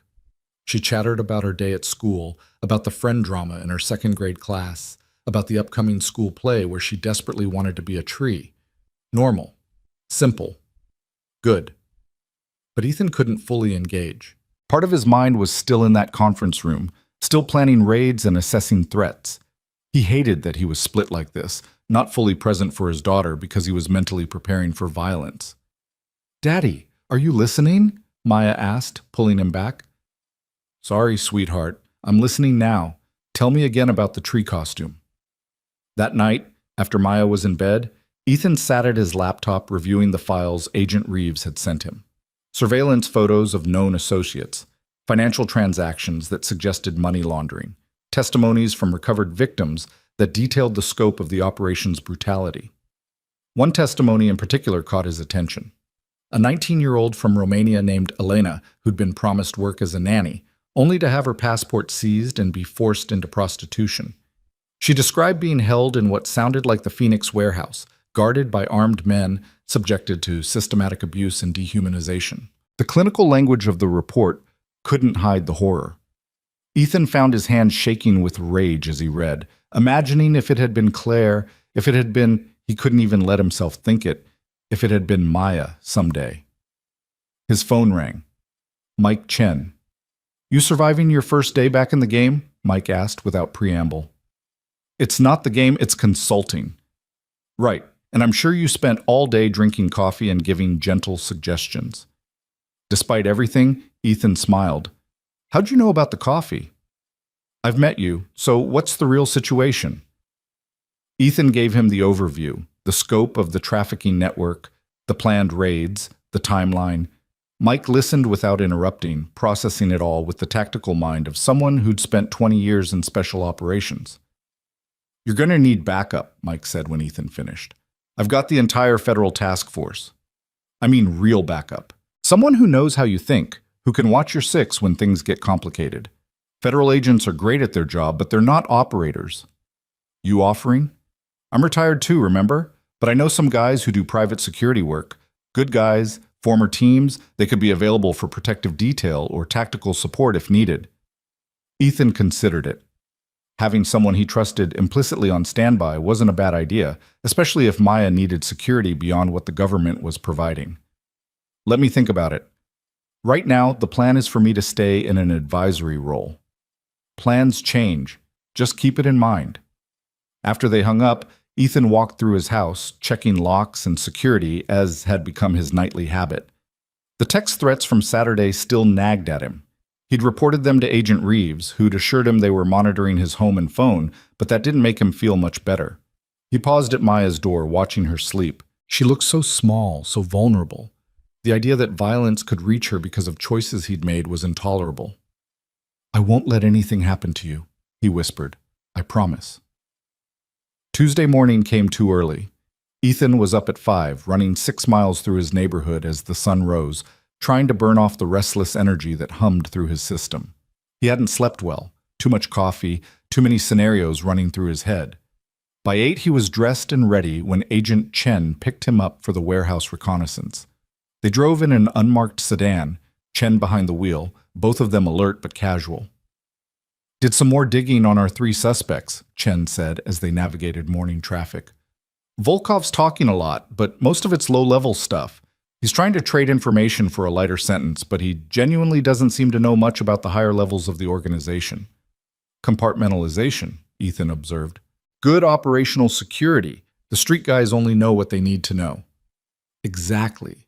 But Mendez, the heavy guy you took down, he's a different story. Turns out he was former Mexican Special Forces, but not just any unit.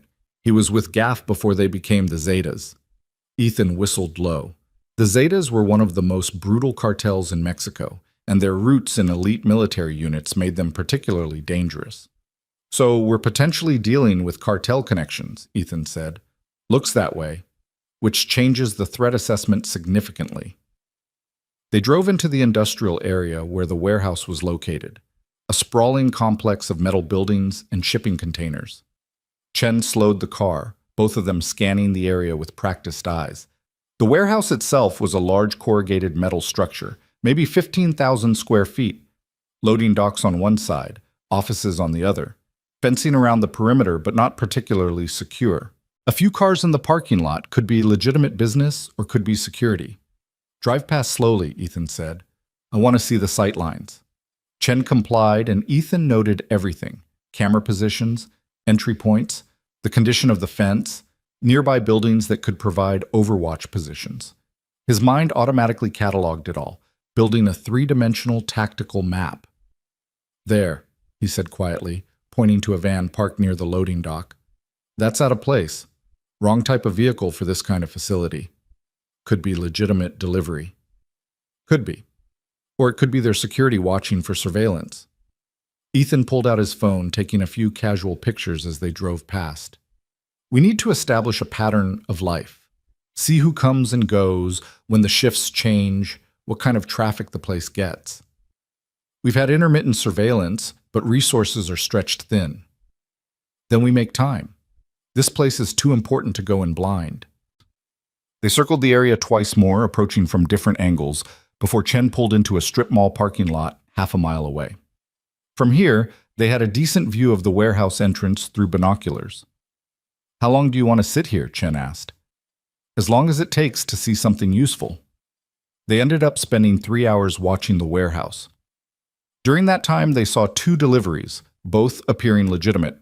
A shift change around 11, where 4 men left and 3 different men arrived. All of them moved with a particular awareness that suggested they were more than warehouse workers. Ex-military or ex-law enforcement, Ethan murmured, watching through the binoculars. Look at the way they scan the area. That's tactical awareness. You think they're expecting us? I think they're always expecting someone. That's how you stay in business in this kind of work. Around noon, a black Escalade pulled up to the warehouse. 2 men got out, both wearing expensive suits, both moving with the confidence of people who expected deference. The warehouse workers immediately straightened up, body language shifting to something between respect and fear. Management, Chen said, already taking pictures with a telephoto lens. Ethan studied the 2 men carefully. One was tall, maybe 6'2", Anglo, gray hair cut military short. The other was Hispanic, shorter but broader, moving with the fluid grace of someone who knew how to handle himself in a fight. Run those faces through your database, Ethan said. Those aren't street-level guys. They watched as the 2 men entered the warehouse, stayed for about 40 minutes, then emerged and drove away in the Escalade. The entire visit had the feel of an inspection, leadership checking on their operation. This is bigger than we thought, Chen said quietly. Yeah, and more organized. Ethan lowered the binoculars. We need to accelerate the timeline. If they're doing inspections, they're probably getting ready to relocate or restructure. They drove back to the federal building, both of them quiet, processing what they'd seen. The operation wasn't just sophisticated, it was militarized. That meant the raid was going to be significantly more dangerous than initially assessed. Agent Reeves was waiting when they arrived, and her expression was grim. We have a problem, she said without preamble. Volkov was found dead in his cell an hour ago. Apparent suicide. He hanged himself using a bedsheet. The words hit like a physical blow. Ethan's mind immediately went tactical. That's not suicide, he said flatly. That's elimination of a witness.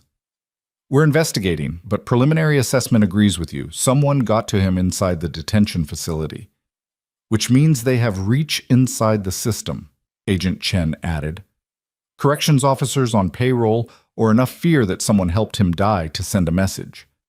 Ethan paced the room, thinking through implications. They're cleaning house, getting rid of anyone who might talk. Mendez and Patterson are in danger. Already moved them to secure federal holding, Reeves said. Isolated cells, enhanced monitoring. But you're right. If they could get to Volkov, they can get to the others. We need to move faster, Ethan said. Every hour we wait gives them time to adapt, to eliminate evidence, to hurt more people. We move Friday as planned, Reeves insisted. We need the coordination, the resources in place. Friday might be too late. It has to be enough time because that's what we have. Her voice was sharp with stress and frustration.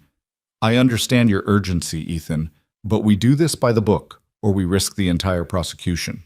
Ethan bit back his response. She was right from a legal standpoint, but every operational instinct screamed that they were losing the initiative. His phone buzzed. Unknown number. He almost ignored it, then decided to answer. Ethan Ward. Mr. Ward. The voice was male, cultured, with a faint accent Ethan couldn't quite place.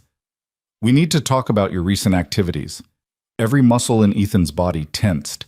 He gestured sharply at Agent Reeves, pointing to his phone. She immediately moved to start a trace. Who is this? Ethan kept his voice calm, neutral. Someone who appreciates talent when he sees it. What you did Saturday was impressive. Former SEAL, I understand? DevGru, no less. Quite a pedigree. You seem to know a lot about me.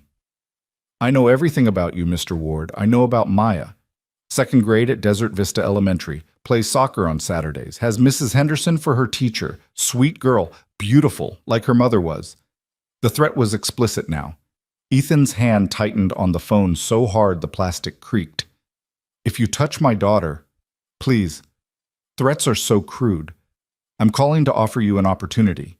You've interfered in our business, yes, but you've also demonstrated capabilities we could use. Walk away from this federal investigation. Take your daughter somewhere safe. In return, we forget about the unpleasantness in the parking lot. And if I refuse, then we'll be forced to demonstrate that no one is beyond our reach. Not you, not your daughter, not the pretty lieutenant you saved.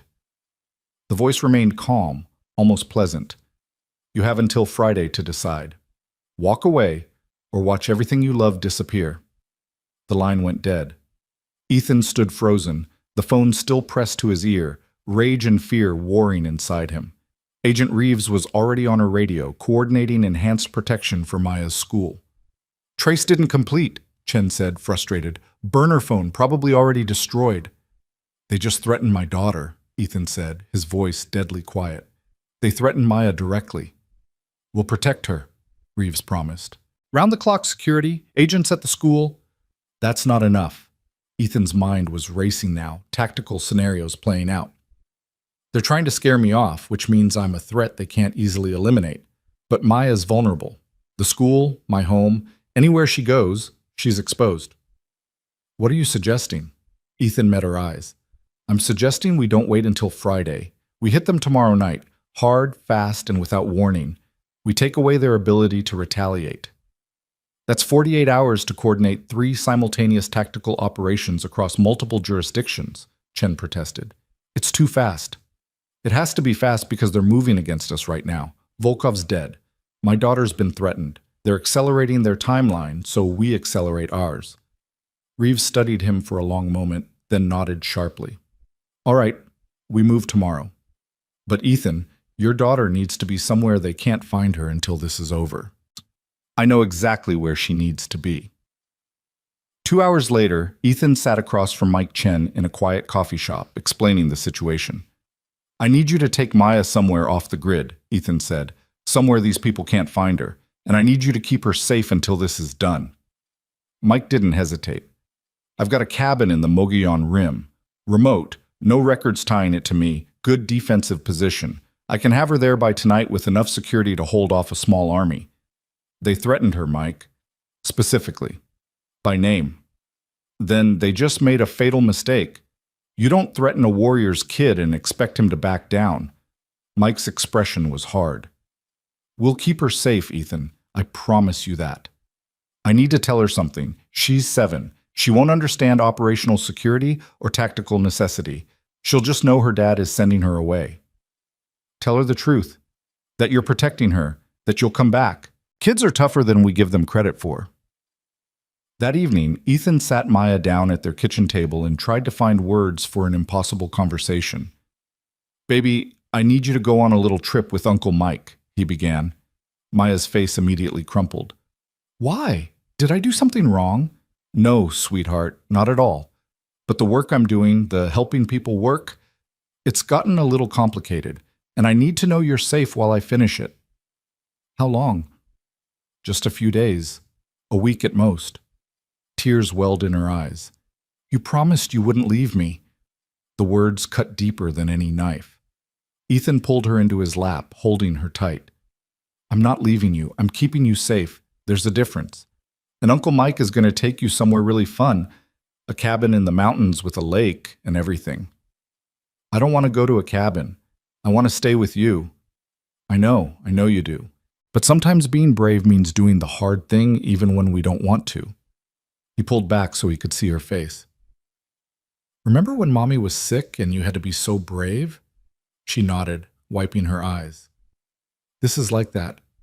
I need you to be brave for just a little while. Can you do that for me? Maya was quiet for a long moment, then nodded again. Will you call me? Every single day. I promise. An hour later, Ethan watched Mike drive away with Maya in the back seat, her small face pressed against the window, one hand raised in goodbye. The image burned into his memory. His daughter's frightened eyes, the trust she had in him even when he was sending her away. He stood in his empty driveway long after the taillights disappeared, feeling the weight of every choice that had led to this moment. Then he turned and went inside to prepare for war. Because they'd threatened his daughter, and that was a mistake they would not survive. The house felt wrong without Maya in it. Ethan stood in her bedroom doorway at 11 p.m., staring at the empty bed with its carefully arranged stuffed animals, and felt the absence like a physical ache. Her nightlight still glowed softly in the corner, casting familiar shadows that now seemed hollow and accusing. He'd sent his daughter away to keep her safe, but the cost of that safety was written in every quiet corner of the house. His phone buzzed with a text from Mike. Arrived safely. She's asleep. Called for you twice but settled down. She's strong, Ward, like her old man. Ethan typed back, thank you, stay vigilant, always. He pocketed the phone and forced himself to move, to shift mental gears from grieving father to tactical operator. The mission brief was in 6 hours. The raids would commence in 30. Between now and then, he needed to be sharp, focused, and completely committed to the operation. Maya was safe with Mike. That had to be enough. Ethan walked to his bedroom and opened the gun safe. The Sig Sauer P226 lay there alongside his old tactical gear, items he'd promised himself he'd never need again. He lifted the pistol, checked the action with muscle memory that hadn't faded despite 3 years away from combat. The weight was familiar, almost comforting. He loaded 3 magazines, chambered around, and set it on his nightstand. Then he lay down fully clothed on top of his bed, hands folded on his chest, eyes on the ceiling. He didn't expect to sleep. Instead, he ran through mental rehearsals of the next day's operation, visualizing every possible scenario, every potential complication. It was a meditation of violence, preparing his mind and body for what was coming. At some point near dawn, he must have dozed because he jerked awake to his alarm at 5 a.m., heart pounding, hand reaching for the weapon before his conscious mind fully engaged. The dream fragments scattered, something about Maya calling for him from somewhere he couldn't reach, and he pushed them away ruthlessly. Shower, coffee, gear check. The morning routine of a man preparing for combat. By 6:30, he was at the federal building. The conference room was already full of people. FBI tactical teams, HSI agents, local SWAT commanders, intelligence analysts. The energy was tense, focused, everyone aware that the timeline had been compressed and the stakes raised. Agent Reeves stood at the front of the room, dark circles under her eyes suggesting she'd slept as little as Ethan. Listen up, everyone. We're moving the operation forward by 48 hours due to credible threats against key personnel and the death of a material witness. That means some of you are getting briefed on this for the first time right now. Pay attention, because we only get one shot at this.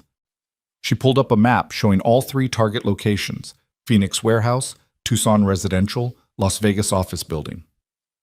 Simultaneous raids 0300 hours tonight. Phoenix is primary target. That's where we believe they're holding victims and where leadership may be on site. Tucson and Vegas are secondary, likely administrative and coordination sites. Commander Hayes took over, pulling up tactical schematics. Phoenix team will be led by FBI SWAT with support from HSI Tactical. Tucson and Vegas operations will be coordinated by local FBI field offices with oversight from the task force. Rules of engagement are standard: announce, identify, secure. But be aware that intelligence suggests these sites may have armed security with military backgrounds. A SWAT commander Ethan didn't recognize raised his hand. What's the civilian consultant's role in this? All eyes turned to Ethan. He stood, feeling the weight of their assessment. Most of these men and women were professionals, experienced in tactical operations. They didn't know him, didn't trust him, and probably resented having an outsider involved in their operation. I'm here to provide specialized knowledge on how our targets think and operate, Ethan said evenly. Many of them have military or paramilitary backgrounds. I've spent 12 years learning how to predict and counter that kind of opposition. Agent Reeves has final tactical authority, but I'm available to consult on approach, threat assessment, and adaptive responses if things don't go according to plan. Have you been briefed on federal arrest procedures? Another agent asked, skepticism clear in his voice. I have. I'm also aware that I have no arrest authority and limited rules of engagement. I'm here to help you do your jobs more effectively, not to take over. Agent Chen spoke up from the back of the room. For those who don't know, Mr. Ward is the one who took down the 3 suspects that started this investigation. He did it in under 15 seconds, unarmed, while protecting a civilian. His tactical assessment has already improved our operational planning significantly. I suggest we listen to what he has to say. The room settled slightly, though Ethan could still feel the undercurrent of doubt. That was fine. He didn't need their trust, just their competence. The briefing continued for another 90 minutes, going over entry sequences, communication protocols, medical support, and contingency plans. Ethan listened carefully, identifying potential weaknesses in the plan and noting them for later discussion with Reeves. When the formal briefing ended and teams dispersed to prepare equipment and coordinate logistics, Ethan approached Reeves at the front of the room. Your SWAT team is good, he said quietly, but they're planning this like a standard building entry. That warehouse isn't standard. What are you seeing that they're not? They're assuming resistance will be at entry points, doors, windows, obvious access. But if I were running security for a trafficking operation in that building, I'd have secondary defensive positions deeper inside. Choke points, kill zones, places where an assault team gets funneled into a disadvantageous position. Reeves studied the warehouse schematic again. You think they've fortified the interior? I think they're professionals who've been doing this for years and who know law enforcement tactics. They'll have contingencies. Ethan pointed to the warehouse layout. Here, where the main floor opens into the office section. That's a natural bottleneck. Perfect place for a defensive position. And here, where the loading dock connects to the storage area. If they're smart, they've got reinforced positions covering those transitional spaces. So what do you recommend? Multiple simultaneous entry points. Don't give them a single axis to defend. Hit them from 3 directions at once. Main entrance, loading dock, and secondary access through the office section. Overwhelm their ability to coordinate a defense. That spreads our forces thin. Less thin than getting bottlenecked in a kill zone. Ethan met her eyes. I've been on both sides of this kind of operation. Trust me, surprise and speed are your best assets. The moment they understand what's happening, the moment they can organize a coordinated response, people start dying. Reeves was quiet for a moment, then nodded. I'll brief the SWAT commander on adjusting the entry plan. What else? Victim extraction. If there are women being held in that warehouse, the second we breach, they're going to be terrified. Possibly traumatized. Definitely not going to respond well to armed men in tactical gear shouting commands. You need a clearly identified extraction team, preferably including female agents, whose only job is to secure and evacuate victims. No dual-role assignments. Already planned for medical and victim services personnel. Good. One more thing. The 2 men we saw during reconnaissance yesterday. The ones in the Escalade. Did you get IDs on them? Reeves pulled up a file on her tablet. Facial recognition got hits. The Anglo male is Victor Konstantin, suspected Russian organized crime figure with ties to trafficking and money laundering. Multiple arrests, no convictions. Witnesses tend to disappear or recant. The Hispanic male is Eduardo Salazar, former Mexican federal police who went private security about 8 years ago. Also suspected cartel connections. Ethan studied the photos. Both men looked exactly like what they were. Dangerous professionals who'd survived in a brutal business by being smarter and more ruthless than their competitors. These men won't surrender easily, he said. They know what they're facing in prison. They'll fight. Then we'll be ready for that fight. The rest of the day blurred into preparation. Equipment checks, communications testing, coordination with medical teams and victim services. Ethan stayed close to the tactical planning, offering observations and suggestions when asked, staying silent when not. He could feel the SWAT team's initial skepticism gradually shifting to grudging respect as they realized his input was genuinely improving their operational plan. Around 4 p.m., Claire Brennan found him in the equipment room where he was helping inventory tactical medical supplies. Ethan, do you have a minute? They walked to an empty office. Claire closed the door and turned to face him, her expression serious. My father wanted me to tell you something, she said.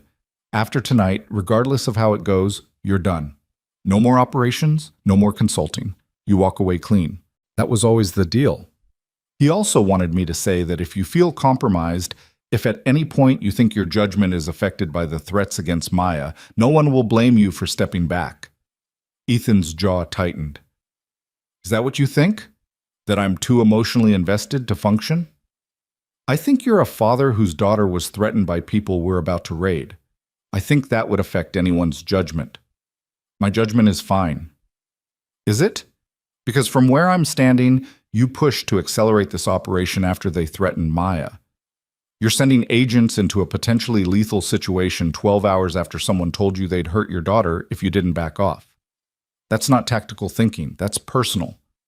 The words stung because they contained truth. Ethan forced himself to take a breath, to consider objectively whether his desire to strike back was clouding his assessment of the operation. You're right, he admitted. It is personal. They made it personal when they went after my daughter, but that doesn't mean my tactical assessment is wrong.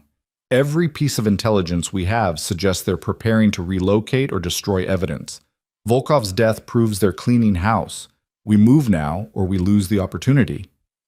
And if it goes wrong, if people get hurt because we rushed, then that's on me. I'll carry that weight. But if we wait and more women disappear into their network because we were too cautious, that's a weight I can't carry. Claire studied his face for a long moment. You know what scares me? How much you sound like my father right now. That same absolute certainty that the mission comes first, that the cost is worth paying. Your father is a good man. My father is a great officer, but he spent 30 years making hard choices and living with the consequences. You walked away from that life. Are you sure you want to walk back into it? Before Ethan could answer, his phone rang. Mike Chen. Hold on, Ethan said to Claire, then answered. Everything okay? Maya's fine, asking for you, but fine. I'm calling because you need to know something. Mike's voice was tense. About an hour ago, a car drove past the access road to my cabin, slowed down, seemed to be looking for something, then kept going. Ethan's blood ran cold. Description? Dark sedan, couldn't get plates. Could be nothing. There are other cabins up here, but my instincts are pinging. Trust your instincts. Assume it's them. Go to full defensive protocols. Already there. I've got 2 other guys here now, both former teams, both fully armed. Anyone comes up that road with bad intentions, they're not getting through. But Ethan, if they found us this fast, their intelligence network is better than we thought. I know. Can you move locations?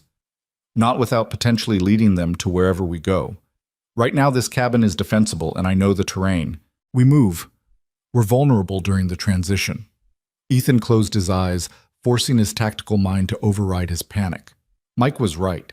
The cabin was a good defensive position. Moving now would create more risk than it solved. Stay put. Keep Maya inside and away from windows. I'll have Reeves coordinate with local law enforcement for backup if you need it. We won't need it, but appreciate the thought. Just finish your mission and come get your daughter. She misses you. After hanging up, Ethan relayed the information to Claire, who immediately got on her phone to coordinate enhanced security around Mike's location. They're good, Ethan said, more to himself than to Claire. Better than I anticipated. They found a location that's not in my name, that has no paper trail connecting it to me, in less than 24 hours. Which means they have resources, serious resources. Claire finished her call and looked at him grimly. Local sheriff's office is sending a patrol to the general area. They'll maintain visibility but won't approach the cabin unless called. Best we can do without compromising the location. It'll have to be enough. Ethan checked his watch. 7 p.m., 8 hours until the raids commenced. 8 hours of sitting and waiting while his daughter was in potential danger, and his mind churned through worst-case scenarios. The evening briefing at 9 p.m. was tense.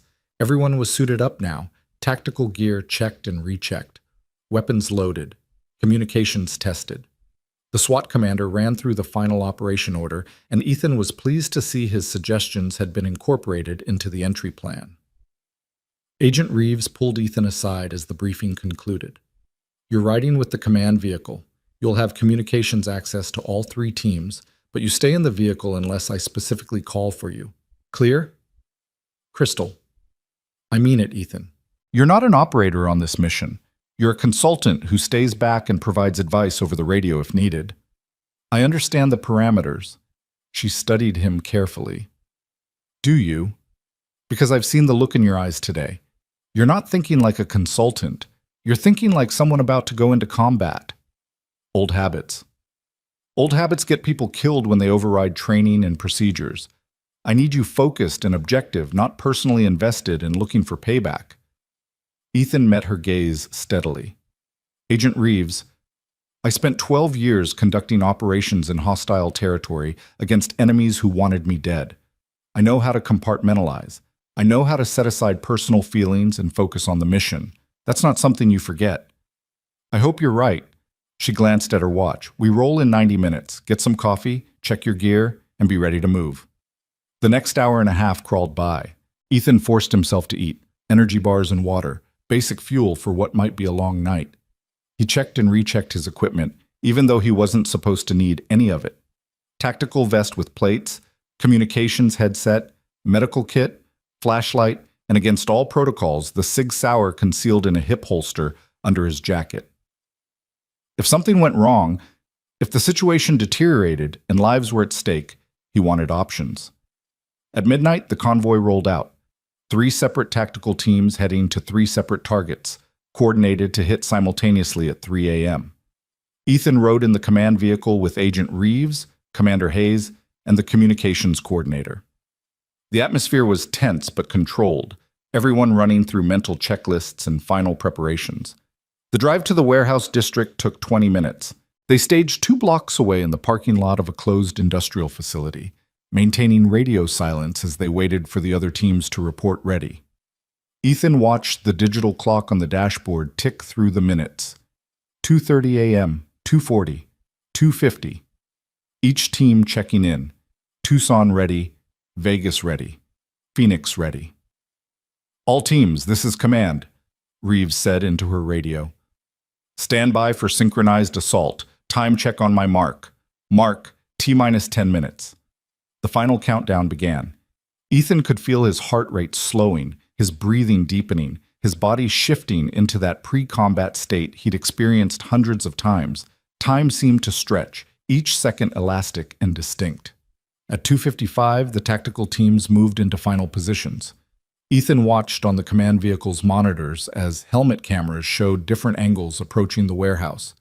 3 entry teams, main entrance, loading dock, office section. Exactly as he'd recommended. All teams, stand by, Reeves commanded. Execute on my mark in 3, 2, 1, mark. The synchronized assault began.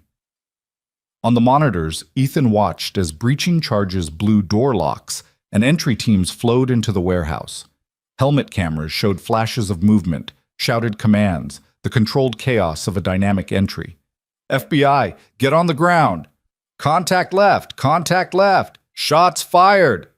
The situation deteriorated in seconds. Gunfire erupted from multiple positions inside the warehouse, exactly where Ethan had predicted defensive positions would be.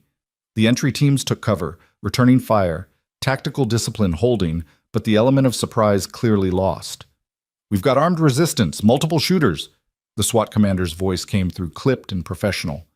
Engaging now. All teams weapons free on armed hostile aisles. More gunfire. Through the fragmented helmet camera views, Ethan could see muzzle flashes from elevated positions, indicating the defenders had prepared firing platforms with good sight lines. Professional setup. Military-grade tactics. Alpha team is pinned down at the main entrance, one of the tactical leaders reported. Request support. Bravo team moving to flank, another voice responded. On the Tucson and Vegas channels, operations were proceeding more smoothly. Minimal resistance, suspects being taken into custody, buildings being cleared room by room. But Phoenix was turning into a firefight.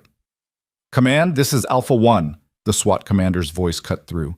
We have visual on hostages. Multiple females appear to be restrained, located in the northwest corner of the main warehouse floor. We cannot safely extract while under fire from elevated positions. Reeves leaned forward, studying the monitors. Can you suppress the defensive positions? Negative. They've got overlapping fields of fire and hard cover. We try to push through, we'll take casualties and possibly endanger the hostages. Ethan could see the tactical problem immediately. The defenders had done exactly what he would have done, established mutually supporting positions that created a kill zone any assault team would have to cross. The entry teams were stuck, unable to advance without unacceptable risk. "We need to cut off their coordination," Ethan said quietly. "They're communicating somehow, radios or phones. If we jam their communications, they can't coordinate their defense effectively." "Already deployed communications jamming," the tech coordinator reported. "But it doesn't seem to be affecting their response." "Then they're using hardwired systems, intercoms or direct line-of-sight signals." Ethan studied the warehouse schematic displayed on one of the monitors.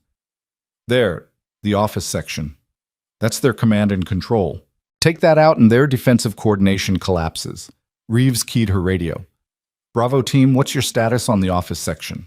"Still clearing. We've encountered locked doors, possible barricaded positions. Slow going." "Expedite. That's their command center. Securing that is priority 1. "Copy that command." Minutes ticked by. On the monitors, Ethan watched the stalemate continue. Tactical teams holding positions, defenders maintaining their elevated positions, nobody able to gain decisive advantage. Every second that passed was another second for the defenders to potentially harm hostages or call for reinforcements.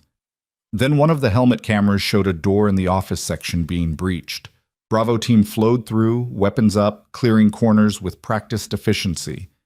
"Contact! Office section!" More gunfire. "One hostile down. 2 attempting to flee." The radio erupted with overlapping communications. Through the chaos, Ethan heard someone shout about a vehicle fleeing from the back of the warehouse. "Command! We've got runners! Black Escalade, 2 occupants, heading east on Industrial Boulevard." Constantine and Salazar. The leadership.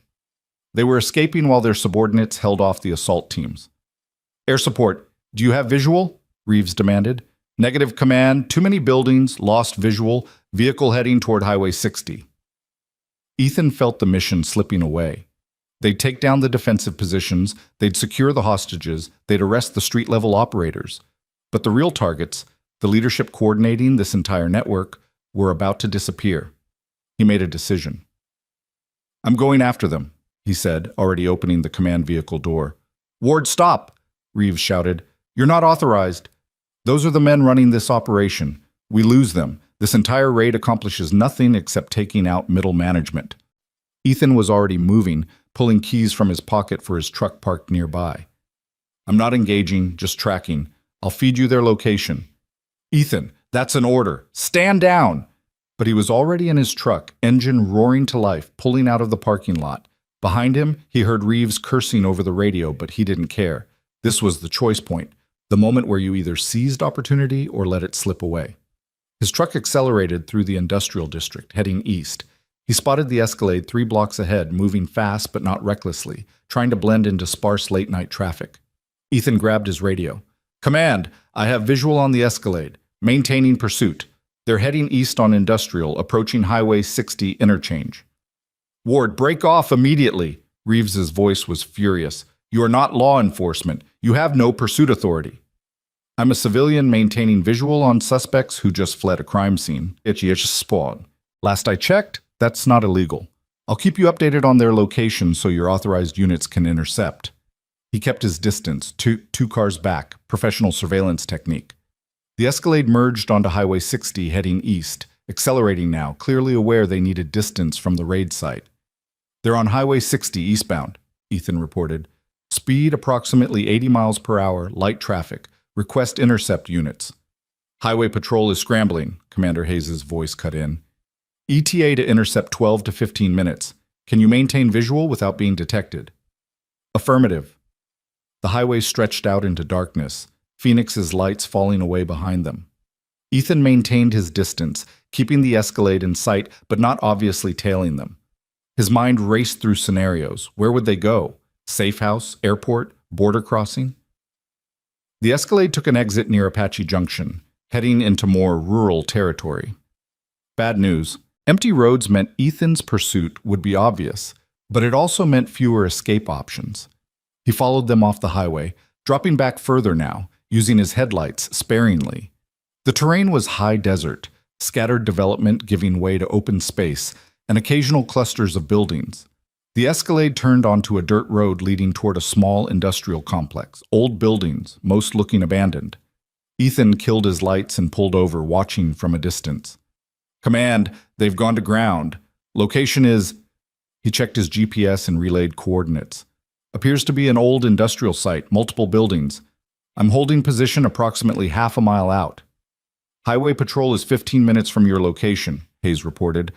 "Local sheriff's department is closer. ETA 8 minutes. Maintain observation, but do not engage."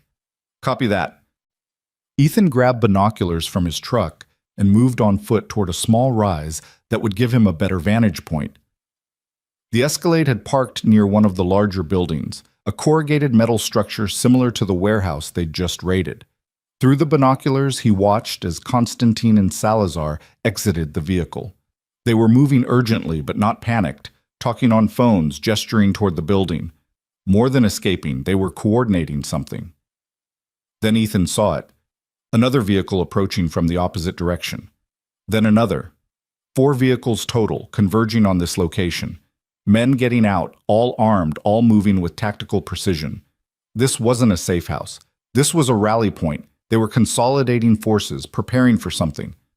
"Command, situation has changed," Ethan said urgently into his radio. "Multiple vehicles arriving at the location, approximately 15 to 20 armed individuals. This looks like they're organizing a counter-response." A long pause. Then Reeves's voice, tense. "Counter-response to what?" And then Ethan understood. The sick certainty hit him like a physical blow. They're going after the witnesses. Mendez and Patterson in federal holding, or... He didn't finish the sentence, didn't need to. The other target was obvious. Maya. His phone rang. Mike Chen. Ethan answered with shaking hands. "Ward, we've got movement on the access road. Multiple vehicles, tactical approach. This is it." "How many?" "Can't tell yet. At least 3 vehicles, maybe 10, 15 people." Mike's voice was calm, but Ethan could hear the tension underneath. "We're locked down, defensive positions established. But Ethan? Maya's scared. She knows something's wrong." Ethan closed his eyes, every instinct screaming at him to abandon this position, to race to his daughter. But he was 2 hours away. Even if he left right now, he wouldn't get there in time. "Mike, you have to hold them." "I know, we will. Just, when this is done, you come get your little girl." "I'm coming. I promise. I'm coming." The line went quiet, and Ethan stared at his phone, feeling utterly helpless. His daughter was in danger, and he was 100 miles away chasing suspects who'd probably orchestrated the whole thing as a diversion.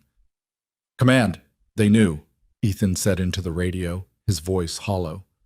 "The raid at the warehouse was expected. They sacrificed their operation there to protect the leadership and create an opportunity to eliminate threats. They're going after the witnesses and my daughter right now." "Local law enforcement is already responding to your friend's location," Hayes said. "Sheriff's Department, State Police, everyone we can scramble. They'll get there." But would they get there in time? Ethan stood on that desert ridge, torn between 2 impossible choices. Stay here and maintain surveillance on the leadership, or abandon the mission to race to his daughter's defense knowing he'd never arrive in time. The operator in him knew the answer. Trust your team. Trust Mike Chen, who'd kept him alive through a dozen firefights. Trust that Maya's protection was in capable hands. Stay on mission. Complete the objective. The father in him didn't care about any of that. He was running back to his truck when the first shot echoed across the desert, followed by a rapid succession of gunfire that could only mean one thing. The assault on Mike's cabin had begun. And Ethan Ward, who'd faced enemy fire in a dozen countries, who'd survived situations that killed better men, who'd never once hesitated in combat, stood frozen beside his truck, listening to distant gunfire and knowing his daughter was fighting for her life, while he was powerless to help her. The gunfire from the distant mountains cut through the night air like the shattering of everything Ethan held sacred. He stood beside his truck, phone pressed to his ear, listening to Mike Chen's breathing turn rapid and controlled, the breathing of a man in combat. "Contact front," Mike's voice came through sharp.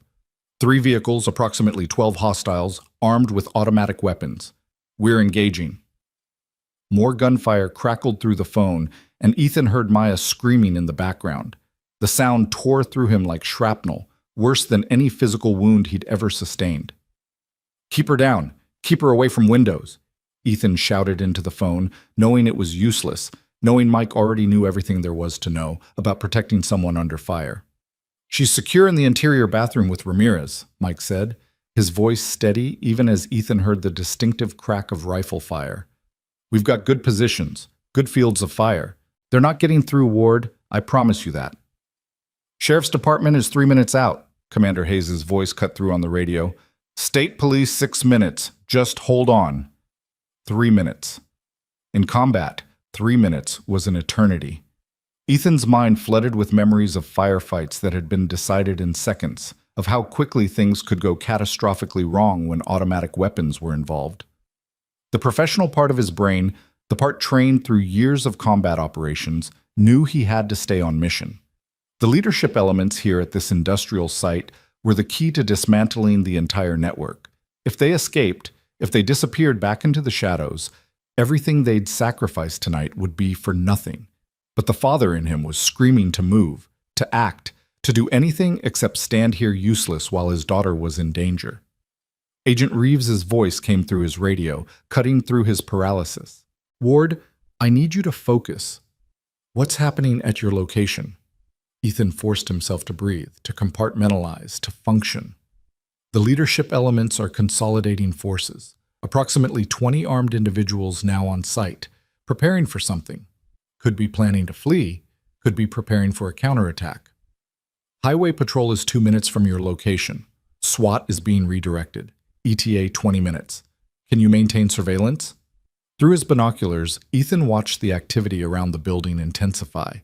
Men moving equipment, loading vehicles, the organized chaos of people preparing to either defend a position or abandon it. Then he saw something that made his blood run cold. 2 of the men were pulling a commercial-grade jerry can from one of the vehicles, the kind used to transport large quantities of fuel. Another man emerged from the building carrying what looked like boxes of documents. "They're destroying evidence," Ethan said into the radio. "Planning to burn the building. Command, whatever's in there. Records, computers, evidence. We're about to lose it all." A string of curses came through from Reeves.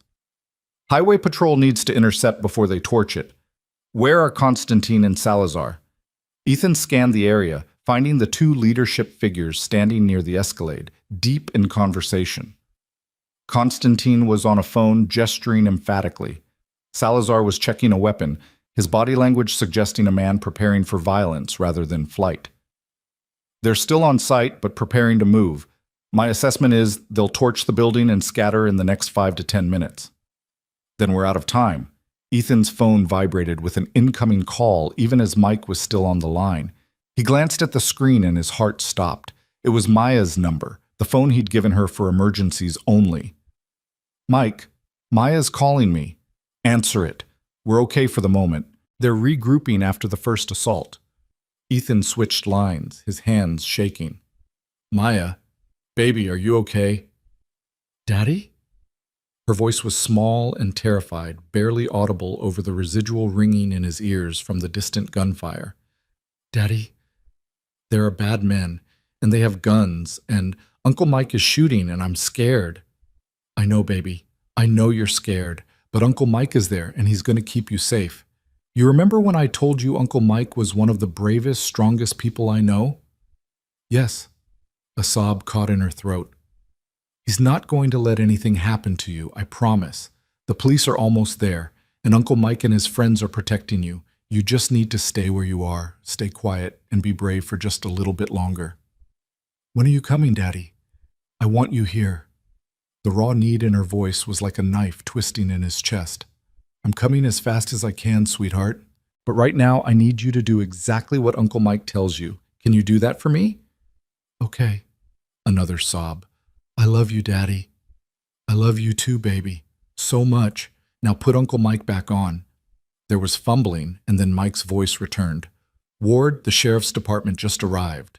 4 vehicles, good tactical response. The hostiles are falling back. Looks like they're breaking contact." Relief flooded through Ethan so powerfully, his knees nearly buckled. "She's okay? Maya's okay?" "She's safe. Scared, but safe. Not a scratch on her. We held them off until the cavalry arrived, and now they're in full retreat. Your daughter is one tough kid, Ward. She stayed calm the whole time, did everything we told her. Ethan found himself sitting on the ground beside his truck, adrenaline crash hitting him all at once. Maya was safe. The sheriff's department had arrived in time. Mike had held the line. "Thank you," Ethan managed, his voice rough. "Mike, don't. We both know you do the same for me. Now finish your mission and come get your little girl." The moment of relief was shattered by the sound of engines roaring to life at the industrial site. Ethan scrambled to his feet, raising the binoculars. The vehicles were moving, scattering in different directions. The building was already starting to smoke. They'd started the fire. "Command, they're rabbiting. Multiple vehicles fleeing in different directions. The building is on fire." "Highway patrol is on scene now," Hayes reported. "They're attempting to intercept." Ethan watched as 2 highway patrol vehicles screamed into the industrial site, lights flashing. One of the fleeing vehicles, a pickup truck, tried to ram through a patrol car. The impact sent both vehicles spinning, and armed men poured out of the truck, opening fire on the highway patrol officers. The night erupted into chaos. Muzzle flashes lit up the darkness as a full-scale firefight broke out. Ethan could see the highway patrol officers taking cover behind their vehicles, returning fire, but they were outnumbered and outgunned. And through it all, the black Escalade with Constantine and Salazar was moving, taking advantage of the chaos to head in the opposite direction, away from the firefight, toward the open desert. They were going to escape. Ethan made a decision that he knew would either end his consulting contract or possibly his freedom. He drew his Sig Sauer, checked the chamber, and started moving toward the fleeing Escalade on foot. The terrain was rough, desert scrub and rocky ground, but it provided cover, and he knew how to move through it.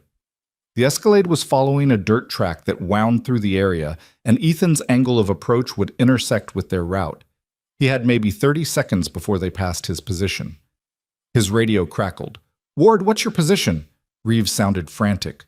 "Pursuing the leadership element on foot. They're attempting to flee during the firefight. Stand down. You are not authorized for pursuit or engagement." "Then authorize me." "That's not how this works." Ethan didn't respond. The Escalade was approaching his position, headlights cutting through the darkness. He moved to a position beside the dirt track, using a large boulder for cover, and waited. Everything slowed down. His breathing steadied. His hands were rock solid on the pistol. This was the space between heartbeats where operators lived, where time stretched and training took over. The Escalade roared past his position. Ethan stepped out from cover and fired 3 precise shots into the left rear tire. The tire exploded and the vehicle swerved, the driver fighting for control on the loose dirt. The Escalade fishtailed, nearly rolled, and finally came to rest nose first in a shallow ravine. Ethan was moving before the vehicle fully stopped, approaching from the passenger side rear, weapon up and ready. The doors flew open and both occupants emerged. Salazar from the driver's side, Constantine from the passenger side, both armed. "Federal agent, drop your weapons," Ethan shouted, the lie coming easily because it was the right tactical call to potentially make them hesitate. Salazar didn't hesitate. He came up shooting, automatic pistol spitting fire. Ethan dove behind the Escalade's rear quarter panel as bullets sparked off metal. He counted the shots, 8, 9, 10, then rolled out and fired twice. Both rounds caught Salazar center mass and he went down hard. Constantine had circled around the front of the vehicle, trying to flank. Ethan saw the movement and adjusted, their weapons coming up simultaneously. For a frozen moment, they faced each other across the hood of the crashed Escalade, both armed, both professional enough to know that whoever fired first would likely be the only one to walk away. "You're good," Constantine said, his accented English calm despite the situation. "Very good. Former military, yes? Special operations?"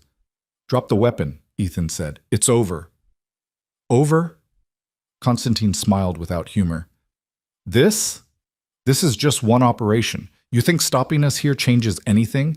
There are a dozen more networks, 100 more. We are a business that meets demand. You cannot arrest demand."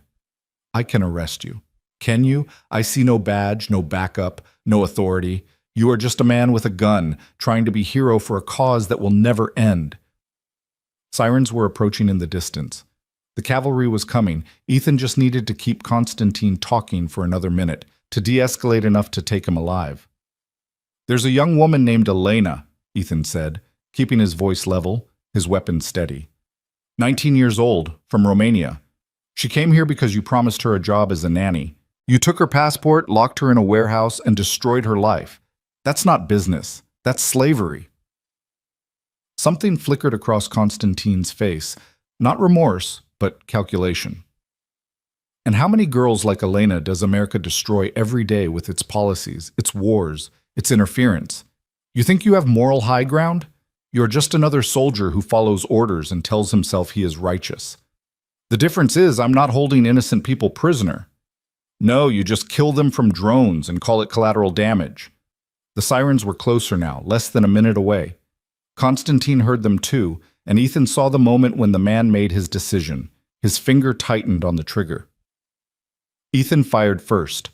A single shot that took Constantine in the right shoulder, spinning him around and sending his weapon flying. The Russian went down hard, cursing in his native language, clutching his shoulder. Ethan moved quickly, kicking Constantine's weapon away, checking Salazar, who was unconscious but breathing. The ballistic vest under his jacket had absorbed most of the impact. Both men were neutralized, alive, and would face justice. Highway patrol vehicles screamed into the area, officers pouring out with weapons drawn, shouting commands. Ethan immediately dropped his weapon and raised his hands, knowing how this looked, knowing he'd just created a massive legal and procedural nightmare. "I'm Ethan Ward, civilian consultant with FBI Task Force," he called out. "These are suspects in a federal trafficking investigation. I've engaged them after they fled the primary raid site and opened fire on law enforcement." The officers swarmed him, patting him down, securing his weapon, running through their procedures. Within minutes, Agent Reeves arrived on scene, her face a mixture of fury and relief. "Are you insane?" she hissed at him. "Do you have any idea how much trouble you're in?" "Constantine and Salazar are in custody," Ethan said simply. "Alive. Ready to be prosecuted. You engaged armed suspects without authorization. You pursued fleeing vehicles. You discharged a weapon at suspects when you have no law enforcement authority. The legal team is going to have a field day with this." "But they're in custody." Reeves glared at him for a long moment, then her expression softened fractionally. "Admiral Brennan is going to have my head for letting you anywhere near this operation. Tell him I went rogue. Tell him I violated orders. He can end my contract immediately. I don't care." Ethan met her eyes. "My daughter is safe. Those 2 men are in custody. 9 women were recovered from the warehouse. That's what matters." "You're right," Reeves said quietly, "and I'll go to bat for you with the review board. But Ethan, this was the last time. No more operations. No more consulting. You walk away from this life before it kills you or destroys what you're fighting to protect." The next hours blurred together in a haze of statements, debriefings, and legal consultations. By the time dawn broke over the Arizona desert, Ethan was emotionally and physically exhausted. The 3 raids had been successful, 17 arrests total, 9 victims recovered from the Phoenix warehouse. Extensive evidence seized before the industrial site was completely destroyed by fire. Constantine had been rushed to surgery and was expected to survive. Salazar had a concussion but was already in federal custody. Mendez and Patterson remained safe in protective custody. The network's leadership was broken. But it was the phone call at 7 a.m. that finally let Ethan breathe. "Daddy?" Maya's voice came through, stronger now, more herself. "Hey, baby, I heard you were really brave last night. Uncle Mike said I was the bravest person he'd ever met. Is that true?" Ethan's throat was tight. "It's absolutely true. I'm so proud of you. When are you coming to get me?" "I'm getting in my truck right now. I'll be there in 2 hours. I love you, sweetheart." "I love you too, Daddy. Hurry." The drive to Mike's cabin was the longest 2 hours of Ethan's life. He pushed the speed limit, his mind replaying everything that had happened, everything that could have gone wrong. Maya had been safe, but only barely. The sheriff's department had arrived just in time. But what if they hadn't? What if Mike's defensive position had failed? What if... He forced the thoughts away. Maya was safe. That was the reality he needed to focus on. The cabin appeared through the pine trees like a sanctuary. Mike was sitting on the front porch, and when Ethan's truck pulled up, the door flew open and Maya came running out, her small legs pumping, her face bright with relief and joy. Ethan was out of the truck before it fully stopped, dropping to his knees, and Maya crashed into him with enough force to nearly knock him over. He wrapped his arms around her, holding her so tight she squeaked in protest, but he couldn't make himself let go. "I'm here, baby. I'm here. I've got you." "You came back. You promised, and you came back." "Always. I'll always come back to you." Mike approached slowly, giving them space. When Ethan finally looked up, his old team leader had tears in his eyes. 17 arrests, Mike said quietly. 9 women rescued. Complete dismantlement of a major trafficking network. Hell of a mission, Ward. They came after her, Mike. They came after my daughter. And we stopped them. That's what matters. You did the right thing. It was the hard thing, but it was right. Ethan stood, lifting Maya into his arms, even though she was getting too big to carry easily.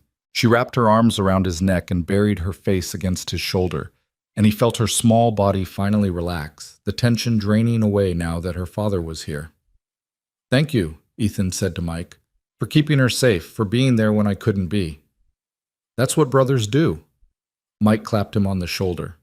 "Now get your daughter home. Feed her breakfast. Let her be a kid again. You've earned that." The drive home was quiet. Maya dozed against his shoulder, exhausted from the trauma and fear of the past night.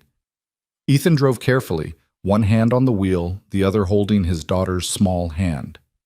Back in Phoenix, the city was waking up to a normal Thursday morning.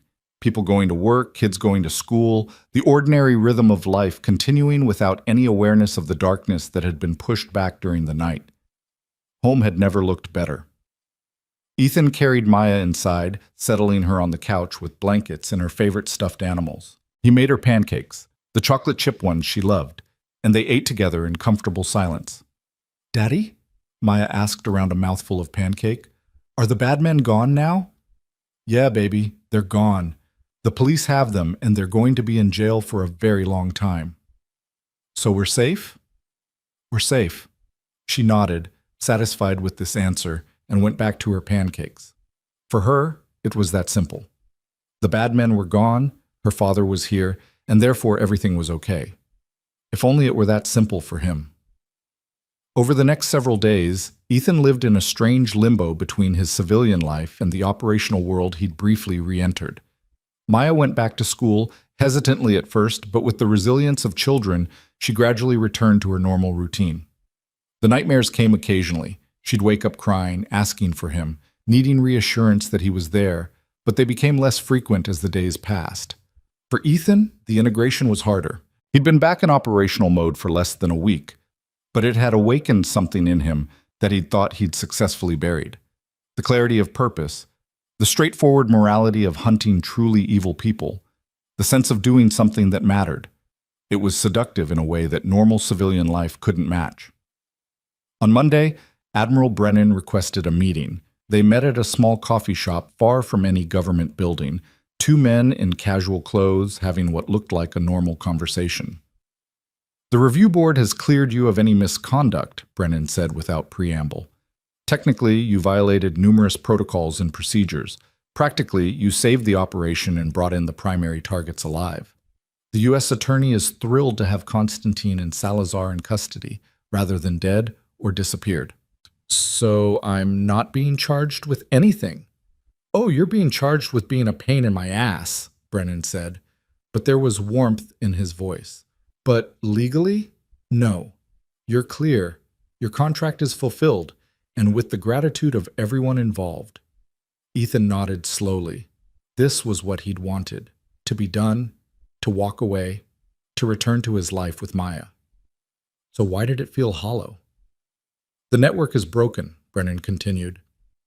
"Constantine is cooperating to avoid harsher charges. He's given us names, locations, financial records. We're executing follow-up operations in 5 states and coordinating with international partners. It's not over, but we've dealt them a blow they won't recover from anytime soon." "How many women have been recovered total?" 23 so far, with more likely as we continue investigations. Every single one of them is alive because of what you did. Because you stepped in when you saw someone in danger. Because you refused to walk away when it got difficult." Ethan stared into his coffee. 23 women. 23 lives saved. He should feel triumphant, satisfied, proud. Instead, he just felt tired.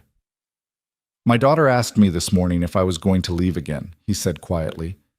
If the bad men would come back and I'd have to go away. She's 7 years old and she's asking me if I'm going to abandon her to fight bad guys. What did you tell her? I told her no, that I'm staying home, that the fighting is done. Brennan was quiet for a moment, then leaned forward. Ethan, I want to tell you something. I've been in the Navy for 33 years. I've commanded men in combat. I've made life and death decisions that affected thousands of people. And I thought I understood the weight of command, the cost of service. Then my daughter was almost taken from me. In that moment, all my years of service, all my rank and authority, none of it mattered. All that mattered was that she was in danger, and I was powerless. Then you understand why I need to walk away. I understand why you think you need to. But I also understand something else. You can't walk away from who you are. You're a protector, Ethan. It's not just what you did for 12 years in the Navy, it's who you are at your core. The question isn't whether you'll continue protecting people. The question is how. What are you suggesting? I'm suggesting that there's a middle path, one where you don't have to choose between being Maya's father and using your abilities to make the world safer. Have you heard of the Counter-Trafficking Training Initiative? Ethan shook his head. It's a program that works with former military and law enforcement personnel, training them to provide security and protective services for anti-trafficking operations. Not field work, training, consultation, program development. Teaching the next generation of protectors how to think tactically about this problem. You're offering me a job. I'm offering you a way to use what you know to save lives without putting yourself in the line of fire every day. To be there for Maya while also doing work that matters. To find that balance between who you were and who you're trying to become. Ethan sat back, processing this, training others, building programs, using his experience to multiply his effectiveness without personally engaging in operations. It was appealing in a way he hadn't expected. I need to think about it. Take all the time you need. The offer stands whenever you're ready. Brennan stood, preparing to leave, then paused. One more thing. Claire wanted me to give you this. He handed Ethan an envelope. Inside was a handwritten note on simple paper. Ethan, thank you doesn't seem adequate for saving my life, but it's all I have. What you did required courage I can't fully comprehend. But more than that, it required you to risk everything you love for someone you didn't know. That's the definition of heroism. I hope you find peace with your choices, and I hope Maya knows how lucky she is to have a father like you. With gratitude always, Claire Ethan folded the note carefully and slipped it into his pocket. Heroism. The word felt wrong. Heroes were supposed to feel good about their choices, weren't they? They weren't supposed to lie awake at night questioning every decision, wondering if there had been a better way. That evening, after Maya was asleep, Ethan sat in his backyard watching the stars emerge. The Phoenix night sky was never truly dark, too much light pollution, but if you looked carefully, you could still see the major constellations. His phone rang. Mike Chen. You surviving? Mike asked. Define surviving. Breathing, functioning, not completely losing your mind over what happened. Then yes, barely. Good, because I wanted to run something by you. Remember I mentioned those guys I know who do private security? Turns out 3 of them are former team members who are struggling with the transition to civilian life. They've got the skills, but not the direction. They need what you needed 3 years ago, purpose. What are you suggesting? I'm suggesting you take that training program Brennan offered you, and I'm suggesting you bring in guys like us, operators who understand the work, who've done the job, who can teach from experience, build something real, something that matters. You talked to Brennan? I may have made some calls. Look, Ward, you can't go back to being just a dad who goes to parent-teacher conferences and bakes cookies. That's not who you are anymore. Maybe it never was. But you also can't be the operator who lives for the mission. So you find the middle ground. You build something that lets you be both. After they hung up, Ethan sat for a long time thinking about middle ground, about balance, about the space between the warrior he'd been and the father he wanted to be. Around midnight, he went to check on Maya one more time before bed. She was sleeping peacefully, her favorite stuffed rabbit clutched to her chest, her face relaxed and innocent. This was what he'd fought for, this moment of peace and safety. But he understood now that peace wasn't passive. It wasn't something you achieved once and kept forever. It was something you had to actively protect, every day, through countless small decisions and occasional large ones. The question Brennan and Mike had posed wasn't whether Ethan would continue fighting. It was how he would choose to fight. Would he do it reactively, waiting for crisis to pull him back in? Or would he do it proactively, on his own terms, in a way that let him be both protector and father? Standing in his daughter's doorway, watching her sleep, Ethan Ward made a decision. Not the easy decision, not the safe decision, but maybe, finally, the right decision. He would take the training position. He would build something that mattered. He would teach others how to fight this kind of darkness so that he didn't have to fight it alone. But he would do it in a way that let him be here for Maya, to see her grow up, to be present for the important moments, to be the father she deserved. The operator and the father didn't have to be separate people. They could be integrated, each part strengthening the other. The skills that made him effective in combat, discipline, planning, commitment, could make him effective as a father. And the love that drove him to protect his daughter could be the foundation for protecting others.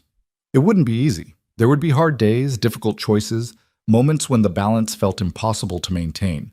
But for the first time since that Saturday afternoon in the parking lot, Ethan felt like he could see a path forward, a path that didn't require him to choose between the man he'd been and the man he wanted to become, a path that let him be both. He walked quietly into Maya's room and kissed her forehead, careful not to wake her. "I'm going to do better," he whispered. "I'm going to figure out how to keep you safe and keep the world a little bit safer too. I promise." Outside, the Phoenix night was quiet. The stars wheeled overhead in their ancient patterns. Somewhere in the darkness, other victims were suffering, other traffickers were plotting, other evil was unfolding. The fight would never truly be over. But tonight, in this house, one little girl slept safely because her father had made hard choices and lived with the consequences. And tomorrow, Ethan Ward would begin building something that could multiply that safety, that protection, that small victory over darkness. Not as a warrior, not as just a father, but as both, integrated and whole, finding his way forward one difficult decision at a time. The mission wasn't over. It had just evolved into something more sustainable, more meaningful, more aligned with the man he was becoming. And that, finally, felt like peace. 6 months later, Ethan stood in front of a classroom of 20 former military personnel, all of them struggling with the same question he'd faced in that parking lot. How do you translate combat skills into protecting the innocent without losing yourself in the process? The training facility was located outside Scottsdale, a converted warehouse that bore no resemblance to the trafficking site they'd raided. Here, the space was filled with hope instead of darkness, purpose instead of exploitation. The walls displayed photos of successful operations, recovered victims who'd agreed to share their stories, and the faces of the team members who'd made it possible. Counter-trafficking work isn't about kicking down doors and shooting bad guys, Ethan said, pacing in front of the class. Though sometimes it includes that. It's about understanding systems, identifying vulnerabilities, and dismantling networks piece by piece. It's about patience, intelligence gathering, and building cases that actually hold up in court. A hand went up. The man was former Marine Corps, probably late 20s, with the restless energy of someone who missed the clarity of combat. "With respect, sir, that sounds like police work. We were operators. Why do they need us for this?" Ethan had asked himself the same question countless times. Because the people running these networks aren't street criminals. They're professionals. Many have military or paramilitary backgrounds. They think tactically, they plan operationally, and they understand security. To beat them, you need to think like them. That's where you come in. He pulled up a case study on the screen, a recent trafficking operation that had been disrupted in Nevada. This network moved 17 women across 3 states over 4 months. Standard law enforcement approaches failed repeatedly. You know why? Because the traffickers anticipated every move. They knew surveillance patterns. They knew arrest procedures. They understood the legal system's limitations. Another hand, this one from a former Army Ranger, older, with the weathered look of someone who'd done multiple combat tours. So how do you beat them? You outthink them. You use your training not to assault positions, but to identify weaknesses in their operational security. You apply the same planning skills you used in mission prep to building legal cases. You become the weapons that former operators like yourselves can't defend against, because you understand them completely. The class continued for another 2 hours, covering everything from behavioral analysis to evidence collection to trauma-informed victim interaction. Mike Chen co-taught, bringing his own experiences and perspective. 3 other former team members rounded out the instruction staff, each bringing specialized knowledge. When the session ended and the students filed out for their break, Claire Brennan appeared in the doorway. She visited occasionally, consulting on intelligence aspects of the training program. She'd been promoted to lieutenant commander and was now running anti-trafficking operations for naval intelligence across the southwestern United States. "That was good," she said, entering the classroom. "You're getting better at this, more confident." "I'm getting used to it," Ethan corrected. "Not sure I'll ever be confident standing in front of people talking instead of doing." "That's exactly what makes you effective. You're not some academic theorist. You're someone who's done the work, made the hard calls, lived with the consequences." She paused. "How's Maya?" "Good. Really good, actually. She's got a soccer game this afternoon that I'm leaving early for. 3rd grade championship." "You never miss those, do I understand correctly?" "Not a single one. That's the deal I made with myself. Training happens during school hours. Evenings and weekends belong to her. It's not always easy, but it's non-negotiable." Claire smiled. "My father says you've been turning down consulting requests from other agencies." "I have. This is my contribution. Training the next generation. I don't need to be in the field anymore." "Don't need to, or don't want to?" Ethan considered the question carefully. 6 months ago, he would have said both. Now, having found this middle path, the answer was more nuanced. "I miss it sometimes," he admitted. "The clarity, the direct action. But then I go home to Maya, help her with homework, listen to her talk about her day, and I remember why I chose this instead. She's only going to be young once. I can't get these years back." "That's very wise. Also very different from the man who pursued armed suspects through the desert without authorization. That man almost lost his daughter because he let the mission override everything else. I don't want to be him anymore."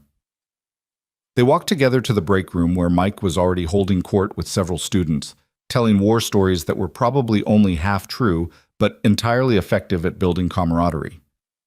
Admiral Brennan had funded the counter-trafficking training initiative through a combination of federal grants, private donations, and support from various law enforcement agencies. In 6 months, they'd trained over 80 personnel who'd gone on to support operations in 17 states. The results were measurable: more arrests, more victims recovered, more networks dismantled. But for Ethan, the real measure of success was simpler. Every evening, he went home to his daughter. Every weekend, they did normal family things. He'd attended every parent-teacher conference, every soccer game, every school play where Maya had finally gotten to be a tree. His phone buzzed with the text from Mrs. Chen, his neighbor who sometimes picked Maya up from school when Ethan's training schedule ran late. Today wasn't one of those days, but she was texting anyway. "Maya's at my house after school. She has something exciting to tell you, but wanted it to be a surprise. Don't ask her about it. Let her tell you when she's ready." Ethan smiled, typing back a quick acknowledgement. These small mysteries of childhood, the excitement over things adults might find mundane, the joy in sharing news on her own timeline, were precious. He'd almost missed all of this by staying stuck in operator mode. The afternoon session focused on legal frameworks and working with prosecutors. It was dry material but essential. Too many operations failed not because of tactical mistakes, but because evidence wasn't properly collected or chain of custody was broken. Ethan had brought in an assistant U.S. attorney who'd prosecuted dozens of trafficking cases, and she was walking the students through what made cases winnable. When training finally concluded at 3 p.m., Ethan drove straight to Maya's school. The soccer field was already filling with parents, the 3rd grade teams warming up in their mismatched uniforms. He spotted Maya immediately, number 7, her ponytail bouncing as she practiced dribbling with her friends. She saw him and her face lit up with that pure childhood joy that made everything else worthwhile. She ran over to the sideline. "Daddy, you came!" "Of course I came. Wouldn't miss it for anything. You ready to win this thing? We're going to destroy them." She said it with such fierce determination that Ethan had to suppress a laugh. Competitive spirit clearly ran in the family. "That's my girl. Go warm up. I'll be right here cheering." As she ran back to her team, another parent approached, Jeff Morrison, father of Maya's best friend Emma. They'd become friendly over the season, bonding over their daughter's friendship and their shared confusion about the complexities of third-grade social dynamics. "Ethan, good to see you. Heard you started some kind of training program?" "Yeah, working with veterans transitioning to civilian security work, keeping me busy." "That's great, man. Better than the consulting work you were doing before, I hope. Maya mentioned you were gone for a few days back in the fall. She was pretty worried about you." Ethan felt a familiar pang of guilt. Maya had been with Mike during that time, safe but separated from her father when she'd needed him most. The memory would probably haunt him forever. "This new work lets me be home every night," Ethan said. "That's what matters." The game started and Ethan lost himself in the simple pleasure of watching his daughter play. She was fearless on the field, diving for balls, defending aggressively, working with her teammates. When she scored the winning goal in the final minutes, the entire sideline erupted in cheers. Maya jumped up and down, her teammates mobbing her, pure happiness radiating from her small frame.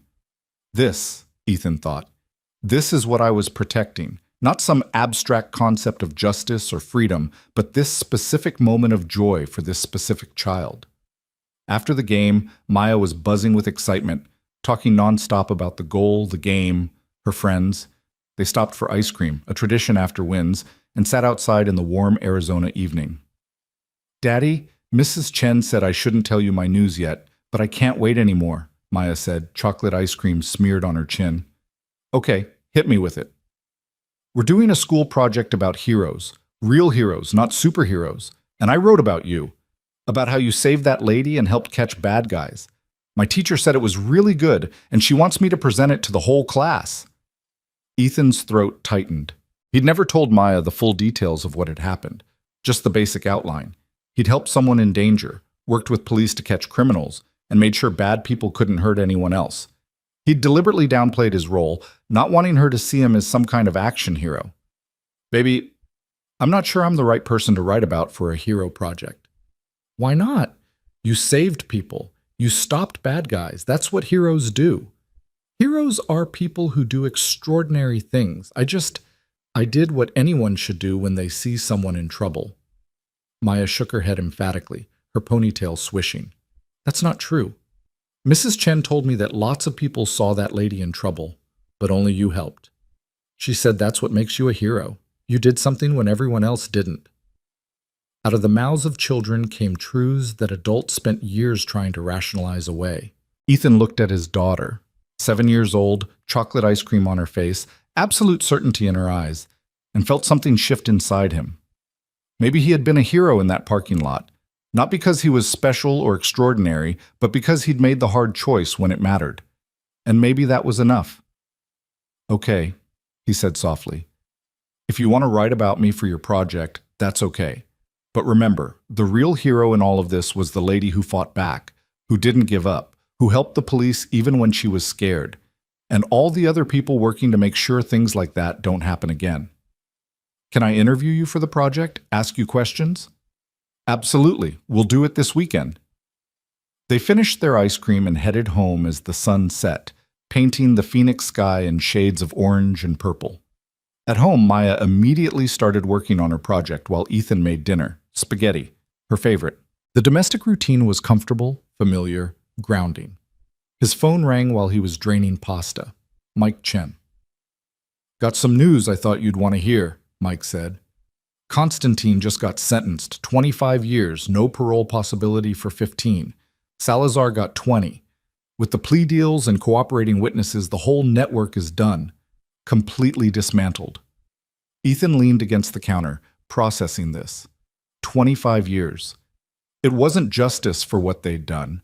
There was no sentence long enough to balance the lives they'd destroyed, but it was something. It was accountability. What about the victims, the women who were recovered? Most are in witness protection or have been returned to their home countries with support services. Elena, the Romanian girl whose testimony you read, She's actually starting college in the fall, full scholarship, studying social work, says she wants to help other survivors. From destruction to purpose. From victim to advocate. It was the kind of transformation that made all the difficult choices worthwhile. That's good, really good. There's something else. The Attorney General's office wants to recognize your contribution. They're talking about some kind of civilian commendation ceremony. Figured you'd want to shut that down before it gets too far. Ethan smiled. Mike knew him well. Yeah, definitely shut that down. I don't need recognition. This was never about that. I know, but Ward, you should let yourself feel good about what you accomplished. You saved lives. You stopped genuinely evil people. You made a difference. That matters. After they hung up, Ethan stood in his kitchen thinking about difference and meaning and the unexpected paths life could take. 6 months ago, he'd been a single father trying to live quietly, trying to leave his past behind. Then one moment of choice, one decision to intervene, had pulled him back into a world he thought he'd left forever. But it hadn't destroyed him. It hadn't cost him his relationship with Maya. Instead, it had forced him to find a way to integrate all the parts of himself. The operator, the father, the protector, the teacher. Not compartmentalized or separated, but whole. "Daddy, I need help with a question," Maya called from the living room. "Coming, baby." He found her at the coffee table, surrounded by papers and markers, working on her project with intense focus. "What's the question?" It asks what makes someone a hero, not just what they do, but what makes them that way inside. She looked up at him with those earnest eyes. "What do you think?" Ethan sat down beside her, considering the question carefully. "I think heroes are just regular people who decide that someone else's safety matters more than their own comfort. They see something wrong, and instead of looking away, they do something about it, even when it's scary, even when it costs them something." Plus, Maya wrote this down carefully in her neat third-grade handwriting. "Were you scared when you helped that lady?" He could lie, could tell her he wasn't scared because he was trained and prepared. But she deserved the truth. "Yeah, I was scared. Not of the bad guys. I knew how to handle them. I was scared because you were there. Scared I was making the wrong choice. Scared something would happen to you because of what I did. But you helped her anyway." "I helped her anyway." Why? Such a simple question, such a complicated answer. Ethan thought about all the reasons: training, instinct, moral obligation, inability to walk away. But he settled on the simplest truth. Because she needed help and I could give it. And because I want to live in a world where people help each other, especially when it's hard. I want you to grow up in that kind of world. Maya nodded solemnly, adding this to her notes. Then she surprised him with her next question. "Do you still have nightmares about it?" Ethan's breath caught. He thought he'd hidden the nightmares well. The occasional nights when he woke up in a cold sweat, reliving the raid, the gunfire at Mike's cabin, the moment when Maya's safety hung in the balance.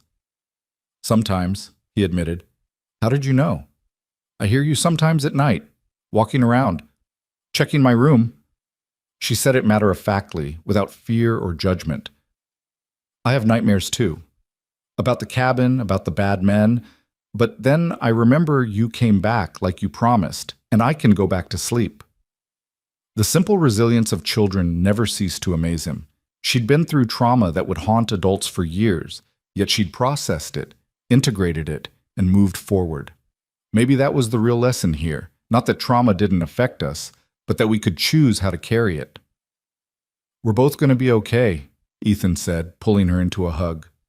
"It takes time, but we'll be okay." "I know, Daddy, because we have each other." The weekend came and Ethan devoted Saturday to helping Maya with her project. They went through photos, carefully selected ones that didn't show any violence or danger, and she interviewed him with questions she'd prepared. Her perspective on the events was refreshingly uncomplicated.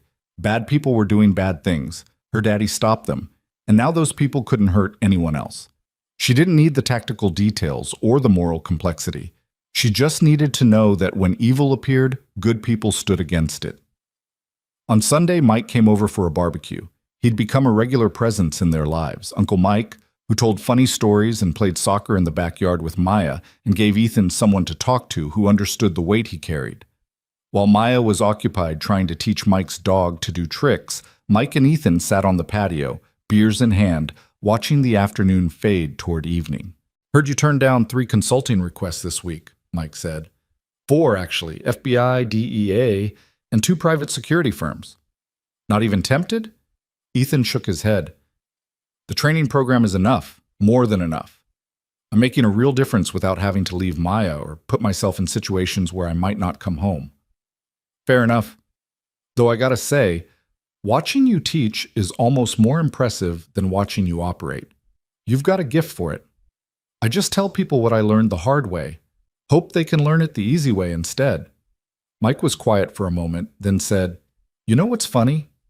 3 years ago, when you left the teams, I thought you were making a mistake.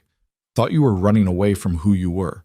But now, seeing this, seeing you with Maya, seeing what you've built with the training program, I think you figured out something most of us never do. What's that? How to be a warrior without being at war. How to use all that training and experience to build instead of just destroy. Most guys like us, we either stay in until it destroys us or we get out and spend the rest of our lives feeling useless. You found a third option. Ethan considered this. The third option, not operator, not civilian, but something integrated and sustainable. Something that honored all the parts of who he was. I had good teachers, he said, and a daughter who needed me to figure it out. Maya came running over, breathless and laughing, Mike's dog bounding beside her. Daddy! Uncle Mike! Watch this trick! They watched as she attempted to get the dog to roll over, which worked approximately half the time, but delighted her completely when it did. This was the world worth protecting. Not some abstract concept of freedom or democracy, but this specific child's laughter, this specific moment of joy. Monday morning, Ethan arrived at the training facility to find Admiral Brennan waiting in his office. The Admiral looked older than he had 6 months ago, the weight of command and fatherhood etching deeper lines in his face. Admiral, I wasn't expecting you. I wanted to deliver some news personally. The task force analysis of the trafficking network we dismantled is complete.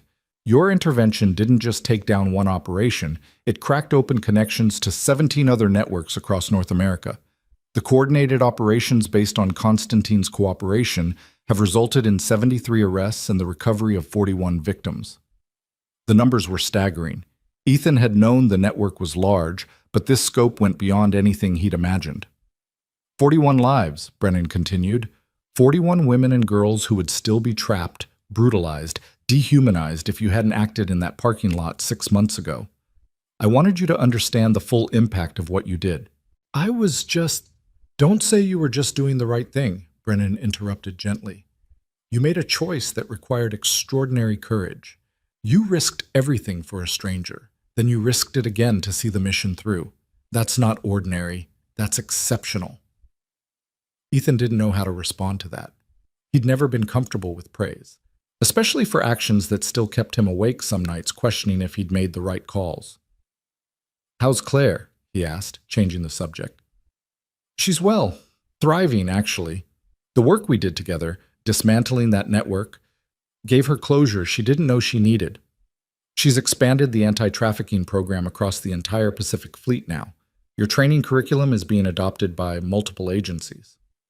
That's good. That's really good. Brennan stood, preparing to leave, then paused. My daughter told me something recently that I thought you should hear. She said that before that day in the parking lot, she'd started to lose faith in people. Too many years seeing the worst of humanity, too many victims who weren't saved, too many perpetrators who got away. Then she looked up and saw you, a complete stranger, stepping between her and armed men. She said it restored something in her. The belief that good people still exist. The Admiral's eyes were bright with emotion. You gave me my daughter back. But you gave her something too, her faith in humanity. I'm not sure which gift is more valuable. After Brennan left, Ethan sat alone in his office for a long time, processing everything. 73 arrests, 41 victims recovered, networks dismantled, training programs expanded, lives changed and saved. All because he'd listened to his 7-year-old daughter whisper, "Daddy, please help her." The week continued with its rhythm of training sessions, administrative work, and evenings with Maya. Her Hero Project presentation was scheduled for Friday, and she was both excited and nervous. Ethan helped her practice, gave her tips on public speaking, reminded her that being nervous was normal and even helpful. Friday afternoon, he got permission to attend the presentation. The third grade classroom was decorated with projects about heroes, firefighters, doctors, historical figures, parents, teachers. Maya's was displayed prominently, a poster board covered in carefully drawn pictures and neatly written paragraphs. When it was her turn to present, Maya stood in front of the class with a confidence that made Ethan's heart swell with pride. "My hero is my dad," she began, her voice clear and strong. "His name is Ethan Ward, and he used to be in the Navy where he protected people. One day at a shopping center, he saw bad men trying to hurt a lady. Everyone else just watched, but my dad helped her. He stopped the bad men and saved her life." She went through her presentation, explaining what had happened in simple third-grade terms, talking about courage and doing the right thing even when it's scary. She showed photos of Ethan in his Navy uniform, photos of them together, drawings she'd made of the parking lot scene, rendered in crayon with a stick figure daddy being brave. "The best part about my dad being a hero," Maya concluded, "is that he's also just my dad. He makes me breakfast and helps with homework and comes to all my soccer games. He says heroes are just regular people who help others, so I think everyone can be a hero if they want to be." The class applauded and Maya beamed, finding Ethan in the back of the room. He gave her a thumbs up, not trusting himself to speak past the lump in his throat. After school, driving home, Maya was chattering excitedly about the presentation, about her classmates' reactions, about how her teacher said it was one of the best projects in the class. "I'm so proud of you, baby," Ethan said. "You did an amazing job." "Did you like what I said at the end? About everyone being able to be a hero?" "I loved it, because it's true. Heroism isn't about being special or having superpowers. It's about making good choices when it matters." "That's what you taught me." "When did I teach you that?" "Every day, Daddy. You show me every day." That evening, after Maya was asleep, Ethan stood in his backyard looking at the stars. The same stars that had wheeled overhead on the night of the raids. On the night he'd stood frozen, listening to gunfire at Mike's cabin. On the countless nights since when he'd questioned every choice. His phone buzzed. A text from an unknown number. His hand went automatically to his hip, old reflex, before he recognized the number belonged to Elena, the Romanian victim whose testimony had helped convict Constantine. "Mr. Ward, I hope you don't mind that I got your number from Agent Reeves. I wanted you to know that I was accepted to Arizona State University. I start in the fall studying social work. I want to help others like people helped me. Thank you for giving me a future." Elena Ethan stared at the message, reading it 3 times. This was the real measure of success. Not arrests or convictions or tactical victories, but futures restored. Lives reclaimed. Hope renewed. He typed back, "Congratulations, Elena. You're going to help so many people.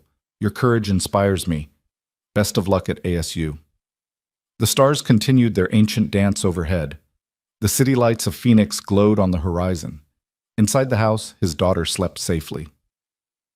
6 months ago, Ethan Ward had stood in a parking lot facing an impossible choice. Every decision since had flowed from that moment. The raids, the danger, the fear, the transformation. He'd saved Claire Brennan's life. Then he'd helped save 41 more. He'd dismantled a network that destroyed lives for profit. He'd built a training program that would multiply his effectiveness far beyond what he could accomplish alone. But more than any of that, he'd figured out how to be whole, how to integrate the warrior and the father, the protector and the teacher, the man who'd been and the man he was becoming. The work wasn't finished. There would be more victims, more traffickers, more darkness to push against. But he'd found a sustainable way to fight, not by returning to the teams, not by abandoning his skills, but by teaching others to carry the torch. And every night, he came home to Maya. Every weekend, they lived their normal life. Every moment, he was present and engaged, the father she deserved. That was the real victory, not the arrests or the commendations or the lives saved, though all of that mattered. The real victory was finding balance, finding a way to serve both the mission and his daughter, finding peace with being both protector and parent. Ethan walked back inside, checked on Maya one final time, a habit he'd probably never break, and prepared for bed. Tomorrow was Saturday. Maya had a soccer game in the morning, and they were planning to go hiking in the afternoon. Normal, mundane, perfect. As he lay in bed, drifting towards sleep, his last conscious thought was of that moment in the parking lot. Maya's whispered words, "Daddy, please help her." He'd made the choice to help, and in helping a stranger, he'd ultimately helped himself, forced himself to confront who he was and who he wanted to be, to find a path that honored both. The operator had returned, but he'd returned transformed. Not as a weapon pointed at enemies, but as a shield protecting the innocent. Not as someone who lived for the mission, but as someone who made the mission serve life. And that made all the difference. Sleep came peacefully, without nightmares, without doubt. Outside, Phoenix slept too. A little bit safer because one man had chosen to act when others looked away. Because one father had figured out how to be both warrior and dad. Because courage, in the end, was just love with better tactical training. The story that began in a parking lot with a whispered plea had transformed into something larger. A training program. A new purpose. A sustainable way forward. But at its core, it remained simple. A father. A daughter. A choice to protect. And the wisdom to find a way to keep protecting without losing what mattered most. That was enough. That was everything. And as dawn broke over Arizona, Ethan Ward woke to the sound of his daughter singing in the next room, ready for another day of being exactly who he needed to be. Not a hero, not an operator, but simply Maya's dad, who happened to know how to fight the darkness while staying rooted in the light. The end of one chapter. The beginning of the rest of his life. And it was good.